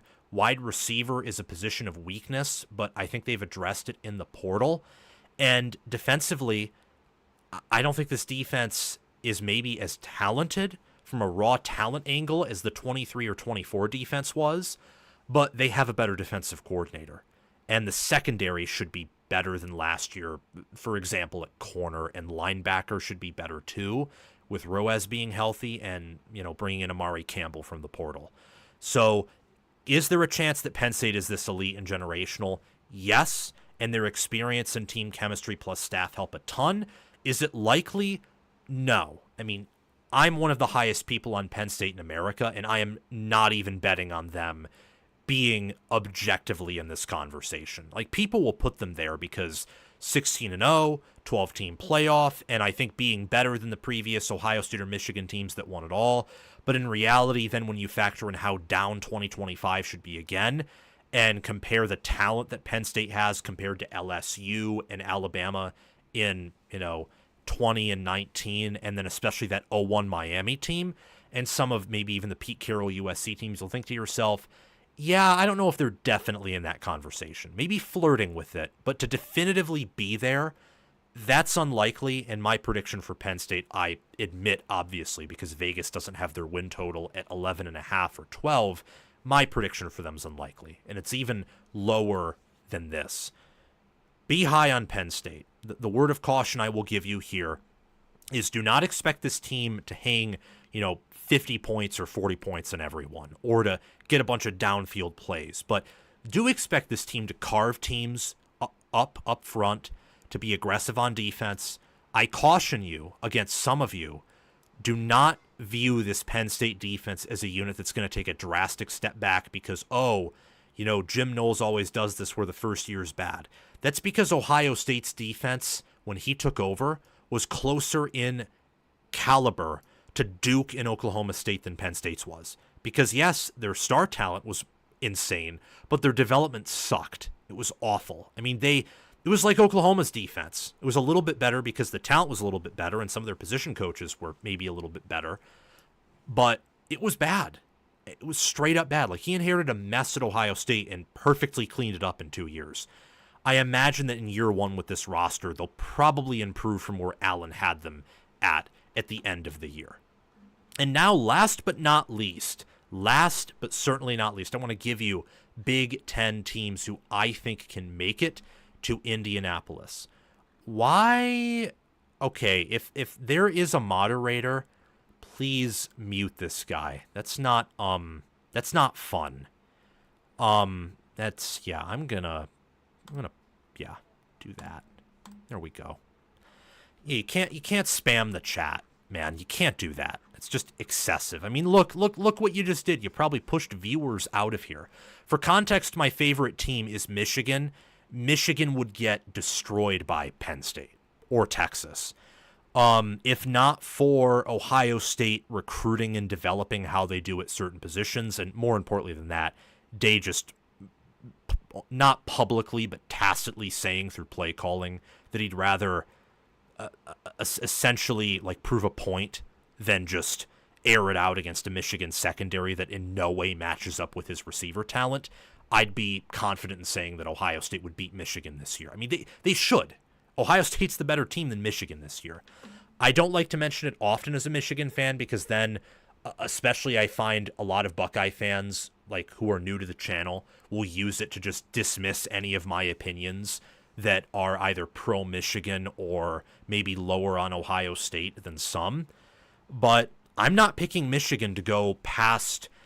Their ceiling is reaching the quarterfinals, or maybe if they somehow have lightning in a bottle, their ceiling is replicating Oregon's season last year, and maybe due to different situations, they reach the semifinals, but if they reach the playoffs, Michigan's playoff run will end in some type of blowout, because they'll eventually have to play a Texas or a Penn State, or maybe even a Clemson that is just everything works together to where they'll just outpace Michigan to death, and it will get ugly pretty quickly. And heck, I think they'll lose two or three games in the regular season. I think that's the most likely outcome. They go 10-2 or 9-3. Just for context for everyone, anyone who's new to the channel. Okay, last but not least, I want to talk about which Big Ten teams can realistically reach Indianapolis, and then we will get out of here. If any of you have a question that you want for me to answer now or right before my show ends, send a super chat and we will get to it. All right, but let's talk about which Big Ten teams, from my perspective, can reach Indianapolis. We all know there are 18 teams in the Big Ten. Used to be 14 before 2024, but hello, Oregon, Washington, USC, UCLA. I'm already used to y'all being here. But I know that you and I believe and know, and the evidence bears it out, that realistically only a handful of those 18 members, and only even a handful of some of those new members from the Pac-12, can make the Big Ten championship game every year, or this year specifically. So who are those teams in 2025? Well, I want to start off by talking about the sleepers. So here are the sleepers for who can reach Indianapolis, who can play in the Big Ten championship game. This is just who can play in it. I don't think all of these teams can win it. Of course, you know, the saying goes, whether you get to the playoffs or whether you get to the Big Ten championship game or really just any game of massive significant importance, if you get there, then it's every given Saturday. But that doesn't defeat the fact that Illinois, Iowa, Michigan State, Minnesota, and Washington, my 5 sleepers who might reach Indy and who I think have at least a 1% chance, or a 1% chance, I would say, to reach Indy, or maybe a 0.5% chance, but I can see the path if everything plays out correctly to reach Indianapolis. Not all of them can win it.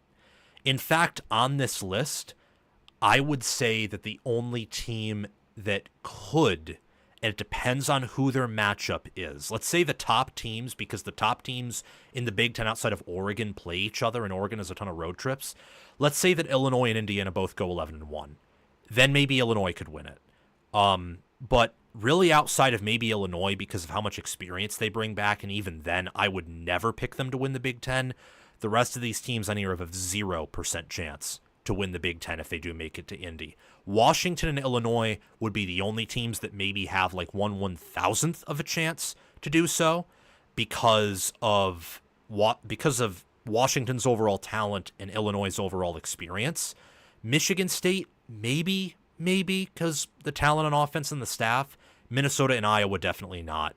And I would say don't bet on any of these teams to win the Big Ten. If there's odds, to get to Indianapolis, so you pick these teams to win the Big Ten and then hedge your bet and maybe one of them makes it, then congratulations. But I like to play hypothetical. I like to go out on a limb. So again, these are sleepers for a reason, and I'm using sleeper in the extreme way, where if one of these teams completely plays to their ceiling and shocks the world, I at least pointed it out.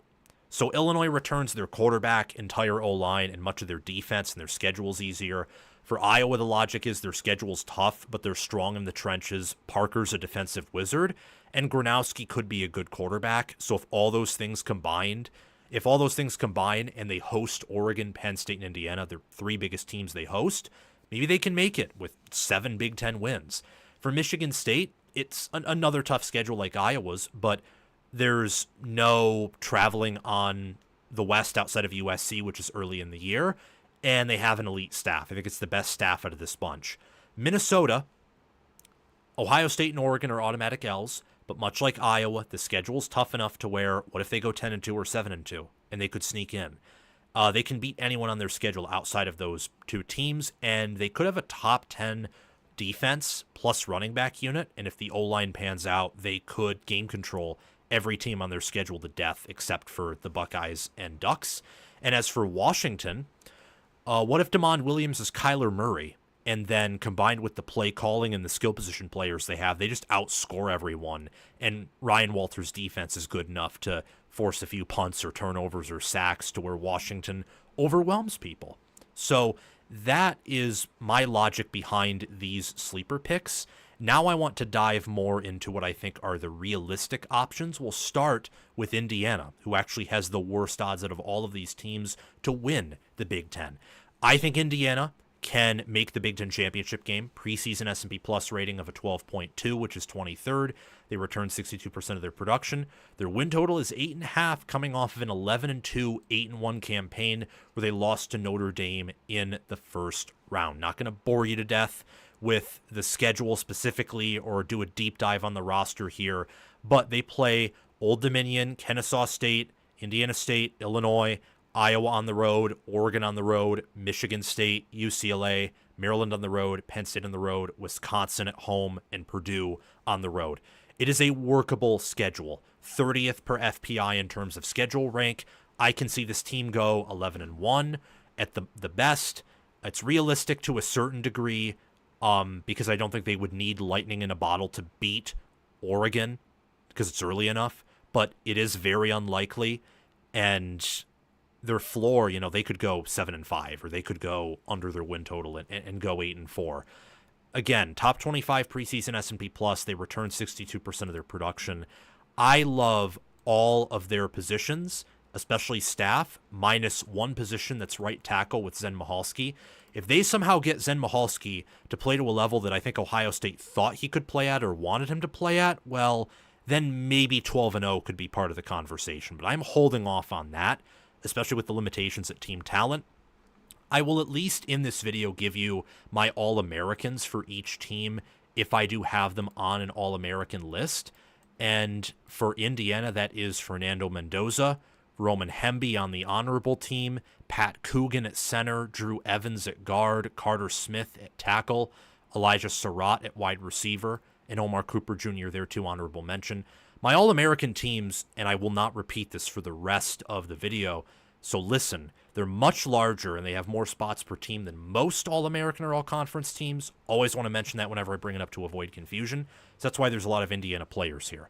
I think Tyreek Tucker and Dominique Ratcliffe will be there at D tackle, Michael Kamara at edge. I think Aiden Fisher will be there on the honorable mention team, Amari Farrell at safety on the honorable mention team, and D'Angelo Pons there too. So this team has a lot of high-end talent, but depth is a question, along with, again, depth plus the overall talent, top 100 players. How athletic and strong can your roster be in comparison to the Oregon, Ohio State, Penn State, and then in the playoffs, Notre Dame's of the world? And I think they have a cap there. So that is why Indiana, that's why they have some limitations. That's why they're the lowest in odds. But the key players they have and the staff they have is why I think they're a legitimate contender to go to Indy. Next up, we have Michigan. 21.5 S&P Plus rating, which is 10th. They bring back 65% of their production, and their win total went from 8.5 to now 9.5. Juice to the under, though. Their schedule is New Mexico, at Oklahoma, Central Michigan, at Nebraska, Wisconsin, at USC, Washington, at Michigan State, Purdue, Northwestern at Wrigley Field, at Maryland, and hosting Ohio State. 29th schedule rank would be the easiest in the SEC per FPI. So that's just something to consider. Easy schedule, I think, can help them get to Indy, plus they have more talent than Indiana. When I look at Michigan, I think that it's all about the seniority of the team and the easy schedule. Somehow Indiana's schedule ranks as easier. I think that's because Indiana plays a much softer non-conference slate. They don't have Oklahoma on the road. But in terms of getting to Indy, Michigan has the much more ideal schedule. You get Ohio State at home while Indiana gets Oregon and Penn State on the road. No matter who you are, you'd rather have Ohio State at home than Oregon and Penn State on the road. You would just, no matter what, you'd rather have that. Like USC on the road, let's even parlay this. USC on the road and Ohio State at home, or Oregon and Penn State both on the road. You'd much rather have the former. So that helps their path to get to Indy. And I like their offense in strong comparison to last year. Won't be an elite unit by any means, but I still like it. And defensively, they'll be strong again on the defensive line. All Americans I have for Michigan. I have Rayshon Benny, first-team defensive tackle. I have Derek Moore and TJ Guy at defensive end. I have Justice Haynes on the honorable mention team. And I have Yair Hill at corner, Dominic Zavada at kicker. So not as much top-end talent as Indiana. Like, I don't think their starters are as good as Indiana. And Michigan's staff is a massive question, along with offensive tackle in general, not just one tackle spot, again, like Indiana. But they have much better depth, and then an easier Big Ten schedule that should allow them a path to get to Indianapolis. This is an underrated pick, I think, to at least make the Big Ten championship game. Winning, it's an entirely different conversation because they're not Oregon, Ohio State, or Penn State. Yet again, they're only plus 1,000 odds to win the Big Ten. That is closer to Oregon than it is to the next team on the list at 5th, which is USC. So Michigan's viewed by the odds makers as closer to Tier 1 than to, say, Tier 3. They're in their own Tier 2. Next up, I want to discuss Nebraska. Nebraska, 7.5 win total, 8.9 S&P Plus rating in the preseason, which is 34th, and they returned 61% of their production. Nebraska is a curious case. Matt Rule year 3, but they lose the entire defensive line, have an inexperienced DC, and then you have Dana Holgorsen as the offensive coordinator, which is a sharp turn from, a typical Matt Rule game control offense. Not saying Holgorsen won't adapt to that, but Holgorsen's not exactly known for that. Nebraska's schedule is versus Cincinnati Neutral Field and Arrowhead Stadium, Akron, Houston Christian, Michigan, Michigan State. 5 opening games that are not on the road, and Arrowhead will be more of a home game than a road game. At Maryland, at Minnesota, Northwestern at home, USC at home, at UCLA, at Penn State, Iowa at home. Only 4 road games, and all of them except for Penn State are against teams that Nebraska returns more production than, and at the same time has more talent than. And theoretically also has a better head coach than all of them per consensus rankings. So, yeah, I mean, if this isn't the year to break through and shock the world, I don't know when is. Because the following year, I think they'll then be viewed by everyone as a Big Ten title contender. Because if my prediction of them simply being better than last year comes to fruition, so better in power ratings, winning at least 7 games, but more likely 8 or 9, then they will be viewed as legitimate Big Ten title contenders in 2026. This year, they're kind of still flying under the radar for some people. I'm not saying that I'm picking them to go to Indy, but they can make it. I mean, again, look at the schedule. What team will they be a double-digit dog to? Well, Penn State on the road, but any Big Ten team, depending on how they pan out, if Penn State were to play to their ceiling and host any Big Ten team, and say Ohio State or Oregon have some, vomiting all over themselves moments, Penn State could beat any Big Ten team by double digits. So there's no shame in being that big of an underdog, in my mind, to a team like Penn State. They could be favored over everyone else. They're favored over Cincy. Let's say Michigan doesn't look good. They'll be favored over Michigan. They could be favored over USC even if USC looks good, as long as Nebraska looks good. It's a long ways to travel for USC. Not as much as traveling to Michigan last year or Maryland, but it's still a pretty big distance. It's 2 time zones, several states over. So this is a team that can go 11-1. Realistically, I think the ceiling's 10-2, but depending on how the Big Ten pans out, if you have a tiebreaker or if Penn State's the only really elite team and everyone else is beating up on each other, maybe 10-2 could get them to Indy. Certainly get them to the playoffs. At the very worst, they could go 6-6. They're not going to go worse than 6-6 because this year's schedule, unless one of USC or Michigan is as good as Indiana was last season against teams of Nebraska's talent, then I don't see this schedule being harder than last season's. So I think this team will be a better team and have, at the very worst, the same record, but more likely than not, a far superior record. Some players for Nebraska that could be on the All-American team. I think Dylan Raiola. Dane Key is on my All-American team, honorable mention wide receiver. Ja'Cory Barney could be. And I have Sear Wright as actually one of my better corners in America. So just two All-Americans, and I'll reveal my All-American teams at some point. But this Nebraska team, while I don't think they have quite the overall talent, whether starters or depth, that Michigan does, and certainly not the starters that Indiana does, not even close, in my opinion, outside of maybe quarterback and some receivers, I think that they're well coached, and you don't need to be that good at certain positions to get to Indy with the schedule provided. You know, similar to Michigan, you have questions about Matt Rule's game management, and you have questions about maybe their depth and talent. Well, look at Dylan Raiola and the Dana Holgorsen combo, along with, you know, the fact that Rule is a track record in year 3, and tell me how many teams are definitely going to beat this Nebraska team. You can't name many who will confidently beat them. All right, let us talk about Ohio State. So the Ohio State Buckeyes here won the national title last year, win total of 10.5. They're first in preseason S&P Plus with a 29.5 rating, 48% returning production. So for Ohio State, we're now entering the, well, no duh territory. There's a team at the end who isn't exactly no duh. I'm doing this in alphabetical order. It just happens to coincide that Oregon, Ohio State, and Penn State are all right next to each other. And then the team at the end, I think, should be, that team in the schedule and the staff, I think, screams that they could go to Indy, or at least will make the college football playoff. But we'll get to them briefly. Ohio State's a no duh to potentially make Indy. They haven't made Indy since 2020. And now if they make it, because the East and West don't exist, they would not be guaranteed to win it. However, minus 320 odds to reach the playoffs, plus 185 to win the Big Ten. They're the Big Ten favorites yet again for the 5th year in a row that they haven't won it.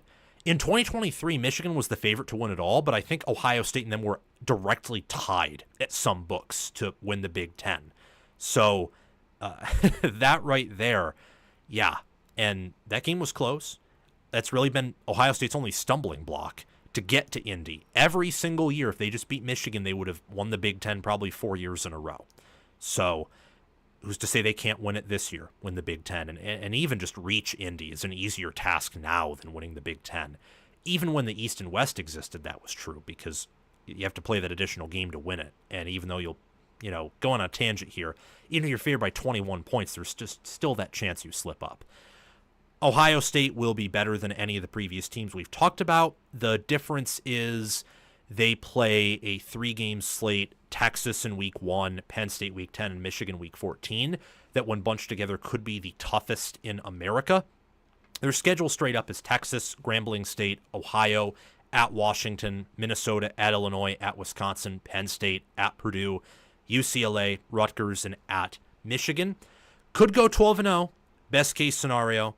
I think realistically it's capped at 11-1, just because of that 3-game slate and the back-to-back road games between Illinois and Wisconsin. Worst case scenario, just given again that 3-game slate, 8-4. But I think it's capped at 9-3. I think if you pick 8-4, you're an idiot. I just have it up here because sometimes the broken clock is right type deal. It's the same way I've said before, Michigan can go 6-6 or 5-7, even though I think with their schedule that won't happen. Some All-Americans on this team, Julian Sayin. I have Jeremiah Smith, Carnell Tate, and Brandon Innes there. Also Max Clare. I have Arvell Reese and Sonny Styles there. Caleb Downs at safety. And then I have Jermaine Matthews Jr. on the honorable mention. Also, first time for Ohio State. I have a kicker for Ohio State in the All-American team. Honorable mention, yes, but I still have Jackson Corville there. So this roster is elite. They're depth-wise very favorable. The only thing standing in their way of making it to Indy is Penn State and Michigan, and maybe if one of Illinois, Wisconsin, or Washington is really good and Ohio State is dealing with some things, that's really what stands in their way. Like, come on, they're not losing to UCLA, Rutgers, Purdue, not Minnesota, and two of Washington, Illinois, and Wisconsin they're beating. Because if they lose to one of those teams, then they'll be awake for the other two. Or maybe they get through two and then lose to Wisconsin. I don't know. But more likely than not, if they're losing to anyone, it's to Texas, Penn State, and Michigan. Wouldn't place their odds as the best to make it to Indy. I think that Penn State and Oregon, who we'll talk about next, have better odds to reach Indy. But it would be foolish to say that Ohio State isn't a legitimate contender, and even the most down people on Ohio State, even they are still saying this is a Big Ten championship contender, because they are. Again, it's no duh, Ohio State and Indy. Speaking of also no duh, we got Oregon. So Oregon, everyone kind of forgot they went 13-0, which is a shame. Their preseason win total is 10.5, S&P Plus rating of a 24.7, return 43% of their production, which is 104th. And I got to tell you, looking at the schedule, I just said a few seconds ago they have better odds than Ohio State to reach Indy. Well, that's because they don't play Michigan on the road, and they face Penn State's on the road, so that plus matchups I think makes it more likely that Oregon loses to Penn State than Ohio State does by quite a bit. But you would rather have that than Penn State at home and I think Michigan on the road. You would, especially given matchups. You know, Oregon and Ohio State are both teams that just with the youth they have, some of the inexperience, you would rather play Rutgers and Iowa on the road and Northwestern as your long trip games rather than Michigan on the road. You would rather have that. It's same with Ohio State. You'd rather have I think Washington, Illinois, and Wisconsin as your road games than Michigan on the road. You still get Michigan on the road, but it just is what it is for them. It's a yearly thing. They like it that way. Oregon would too. They just, beat Michigan last year. They happen to not play them again this year. Montana State, Oklahoma State, at Northwestern, Oregon State, at Penn State, Indiana, at Rutgers, Wisconsin, at Iowa, Minnesota, USC, and Washington is their schedule. Minus 230 to reach the playoffs, and while I think they could go 8-4, and there's a realistic world where that happens, certainly 11-1 and 10-2 is more likely than that. I think 12-0 is even more likely than 8-4. 9-3 though, much more likely than 12-0. I think there's just enough trap games on the schedule to where even though I'm optimistic about much of this roster, I think that they could drop the Rutgers game. Rutgers returns a lot. It's a long travel out that way, only a few weeks after traveling to Penn State, and Oregon will have played Penn State and Indiana back-to-back weeks. And even if they roster Indiana, that will be a physical team for probably the offense to play because Indiana's defense last year was damn good. So they could lose that game. I mean, they could go to Iowa. Maybe it's snowing and it's colder a little bit earlier, and Iowa's just mad. They're angry. Their fan base is desperate, and the psychological effects of the pink locker room take place. And Oregon just comes out and Iowa beats them like they beat Ohio State in 2017 or Michigan in 16. Whether blowout or close win's a win, and it's a loss for Oregon. So this is a team that I think is more likely than Ohio State to make it to Indy, but enough trap games to where, given Penn State's experience, and we'll talk about them next, I think Penn State is the best odds out of anyone to make it to Indy. Some All-Americans for Oregon. I would have Dante Moore on the honorable mention. I have Mackay Hughes at running back, Iapani Lulu at center, Emmanuel Pregnan at guard, Isaiah World at tackle, Decorian Moore at wide receiver, Kenyon Sadiq at tight end, Mateo Uriungale and Tatum Tuioti at edge, Bryce Betcher at linebacker, Theron Johnson at corner. Dylan Thieneman is just like barely off the list, but at Purdue, he went through spurts of being really good or just being straight up bad. Curious to see how he pans out with Oregon. And then I have punter James Ferguson Reynolds there too. Loaded roster. I love Lanning. The way that Oregon's recruiting, if recruiting that's been the case in the Big Ten stays constant, Oregon at some point should expect to be the number one program in the Big Ten. But based on past history and past recruiting classes and the youth of this team, they're not quite at the level Ohio State has where you can just count on them to reload, and they do not have the experience or the great matchup against Penn State yet. So speaking of teams most likely to make it to Indy, I think Penn State has the greatest odds to make it to Indy. I'm picking them to win the national championship. Their win total is 10.5. Once again, juice to the under. I think that if any team would deserve to have a 10.5 win total juice to the over, it would be Penn State. Their S&P Plus preseason is a 27.7, which is third, and they return 65% of their production. The schedule is as follows: Nevada, FIU, Villanova, Oregon, at UCLA, Northwestern, at Iowa, at Ohio State, Indiana, at Michigan State, Nebraska, and at Rutgers. Minus 290 odds to reach the playoffs. I'm telling you right now, they should be higher than Ohio State's odds. They have to be, because they have a cupcake non-conference schedule, and Ohio State is Texas, and then Penn State at home and Michigan on the road, which is an easier conference slate, say, than Oregon at home and Ohio State on the road, but still, Penn State's 3 biggest games are not close to Ohio State's 3 biggest games, in my mind. I understand we're taking in the Ryan Day and James Franklin factor, but still, it's something to consider, in my mind. Big Ten odds, they're second, plus 230 right there. I'm high on everything with Penn State. James Franklin's the only question mark in my mind. They're not going worse than 10-2. They have the highest floor in football, and realistically, I think it's either them or maybe Texas or Clemson that has the highest ceiling in football. Ohio State and Oregon trailing close behind. Just think they're a little bit young compared to those teams to realistically have the number 1 ceiling. Could still be number 1, because the team who doesn't have the number 1 ceiling doesn't always, end up winning the title. They usually do, but that's not always how it works. Enough of my rambling, though. I'm very high on this Penn State team. I love them. And that's why even with the large list of All-American spots that I have, Penn State still dominates this. So Aller, I have as an All-American. Same with Nicholas Singleton, Katron Allen, Nick Dawkins, Oliva Vega-Ione. Cooper Cousins is an honorable mention. Nolan Rucci and Anthony Dunco are, and Drew Shelton was barely off the list. I have Trevor Pena and Devontae Ross there at wide receiver. Luke Reynolds is an honorable mention tight end. Zane Durant, Alonzo Ford Jr., and Ty Blanding at defensive tackle. Is it the deepest D-tackle room in America? No, but I think their starting 3 could end up being the best, along with Clemson's. At edge, I have denied Dennis Sutton there. Linebacker, Tony Rojas, and I am going to put Amari Campbell there. Did have Dominic DeLuca, but I'm pretty sure Campbell now is going to start over him. Zakee Wheatley. And before anyone criticizes that DeLuca take, Knowles has a reputation of developing any linebacker into being absolutely phenomenal. Just look at Steele Chambers and Cody Simon, for example, who, I don't think anyone would have predicted them to be All-American linebackers, and then poof, they were X-Factor players. Well, I don't know about Chambers, but Simon definitely was last year. I mean, Simon turned into one of my favorite players at the end of last year. Zakee Wheatley I have at safety, and then I have Elliott Washington and A.J. Harris at corner.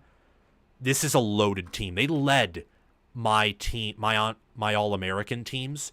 Only Texas was close to them, and Texas had 2 special teamers. So I'm very high on this team, clearly, and I think they have the best chance to make Indy and also to win the Big Ten of any Big Ten team. This is not a no-duh team, but I think USC has better odds to make it to Indy than Indiana and Nebraska for sure, and I would even say better odds than Michigan, because I trust their staff a little bit more, and I actually think their conference schedule is more workable. Let's put it that way. Win total of 7.5, preseason S&P Plus of 11, which is 30th. They only bring back 50% of their production. So why in the heck, why on the earth that God created for us, do I think that USC can do anything of note when every single year they have had worse record after worse record under Lincoln Riley? They're plus 470 to reach the playoffs. If you have money to bet, and I don't do betting on this channel, but if you have money to bet, I would advise that if you are going to pick a team to reach the playoffs, that USC is one of the best value plays. At plus 2,100 to reach the Big Ten, that's a value play too. I don't think they have the same potential as Michigan to win the Big Ten due to Michigan being bigger and still more talented, and Michigan actually might have even the better QB based on talent profile. But based on coaching, based on defensive staff, and based on receivers, USC can get there and have a better chance to win it than I think Indiana or Nebraska does. And there's a chance that Indy this year is USC versus IU. There is a world where that happens. It's unlikely as heck, but it's possible. So you could use that as a value play where you hedge the bet of them winning the Big Ten. They reach Indy and you cash out if, say, they play Ohio State or Oregon or Penn State. Their schedule is Missouri State, Georgia Southern, at Purdue, Michigan State, at Illinois, Michigan, at Notre Dame, at Nebraska, Northwestern, Iowa, at Oregon, and UCLA. Remember, that Notre Dame team, as much as Notre Dame's in Big Ten territory, they are not a Big Ten team. So that game will not count against their standings. They could go 10-2 and win 8 conference games. Absolutely straight up could do that. And I am high on a lot of aspects of this team. They could go 12-0. We already talked about how I think that, Oregon and Ohio State are similar. And even though I think from one perspective, one could argue that Ohio State could have the lower floor, in terms of talent and being able to straight up roster teams, Oregon does have the lower floor. They're younger than Ohio State. They're not quite there in terms of building their roster. I think by next year they will be because they're recruiting better than Ohio State.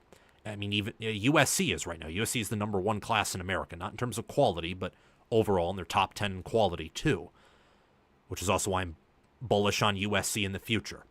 But Oregon's their most likely loss, and that's not a guaranteed loss. If USC were playing at Ohio State due to the travel and the fact that I think Ohio State will just be a tad bit better than Oregon against the small teams, that would be an auto loss.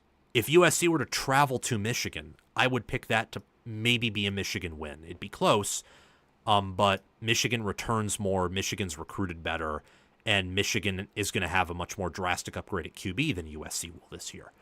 But they don't. They host Michigan off of a bye when Michigan doesn't have a bye. So they should win that game. And then against Notre Dame, they almost beat Notre Dame last year when Notre Dame did whatever they wanted on offense. And they return more quality production, I think, relative to what they had last year than Notre Dame does. And Notre Dame has a huge downgrade at DC, whereas USC has either staff upgrades or staff continuity. So they could go 6-6. Maybe everything falls out and they go 5-7. Like it's the Michigan scenario. USC is the Michigan scenario, except they don't play USC on the road and they don't play Ohio State. Instead, their 2 toughest games are Michigan at home and Oregon on the road. And both also play Nebraska on the road, but if I'm being honest, I'd rather be USC playing Nebraska on the road to kick off November than I would be Michigan traveling out in September with my head coach suspended and possibly my freshman quarterback not knowing, his ceiling yet. I'd rather have USC's 3 biggest games in conference, I would say. And their head coach is better than Michigan's. Their defensive coordinator, I think Lynn, is better than Martindale. And USC, a lot went wrong for them last year. I think more than a lot went wrong for Michigan, roster-wise. Michigan improves their roster more, but again, you get the point, I believe. I look at the All-American teams that I have assembled, and I have chosen these people to be on my All-American team from USC. No quarterback, although Maeva could play himself into that, and no running back, even though I think depth-wise they're strong there. I have Mekhi Lemon and Jacoby Lane representing USC at wide receiver. I have Eric Gentry on my first team All-American linebacker group. I have Kamari Ramsey at safety, and DJ Harvey representing the All-American corner team, and also Mekhi Lemon as a return specialist. Is USC the most talented team in the Big Ten? No. If we strictly go by talent, they're 5th.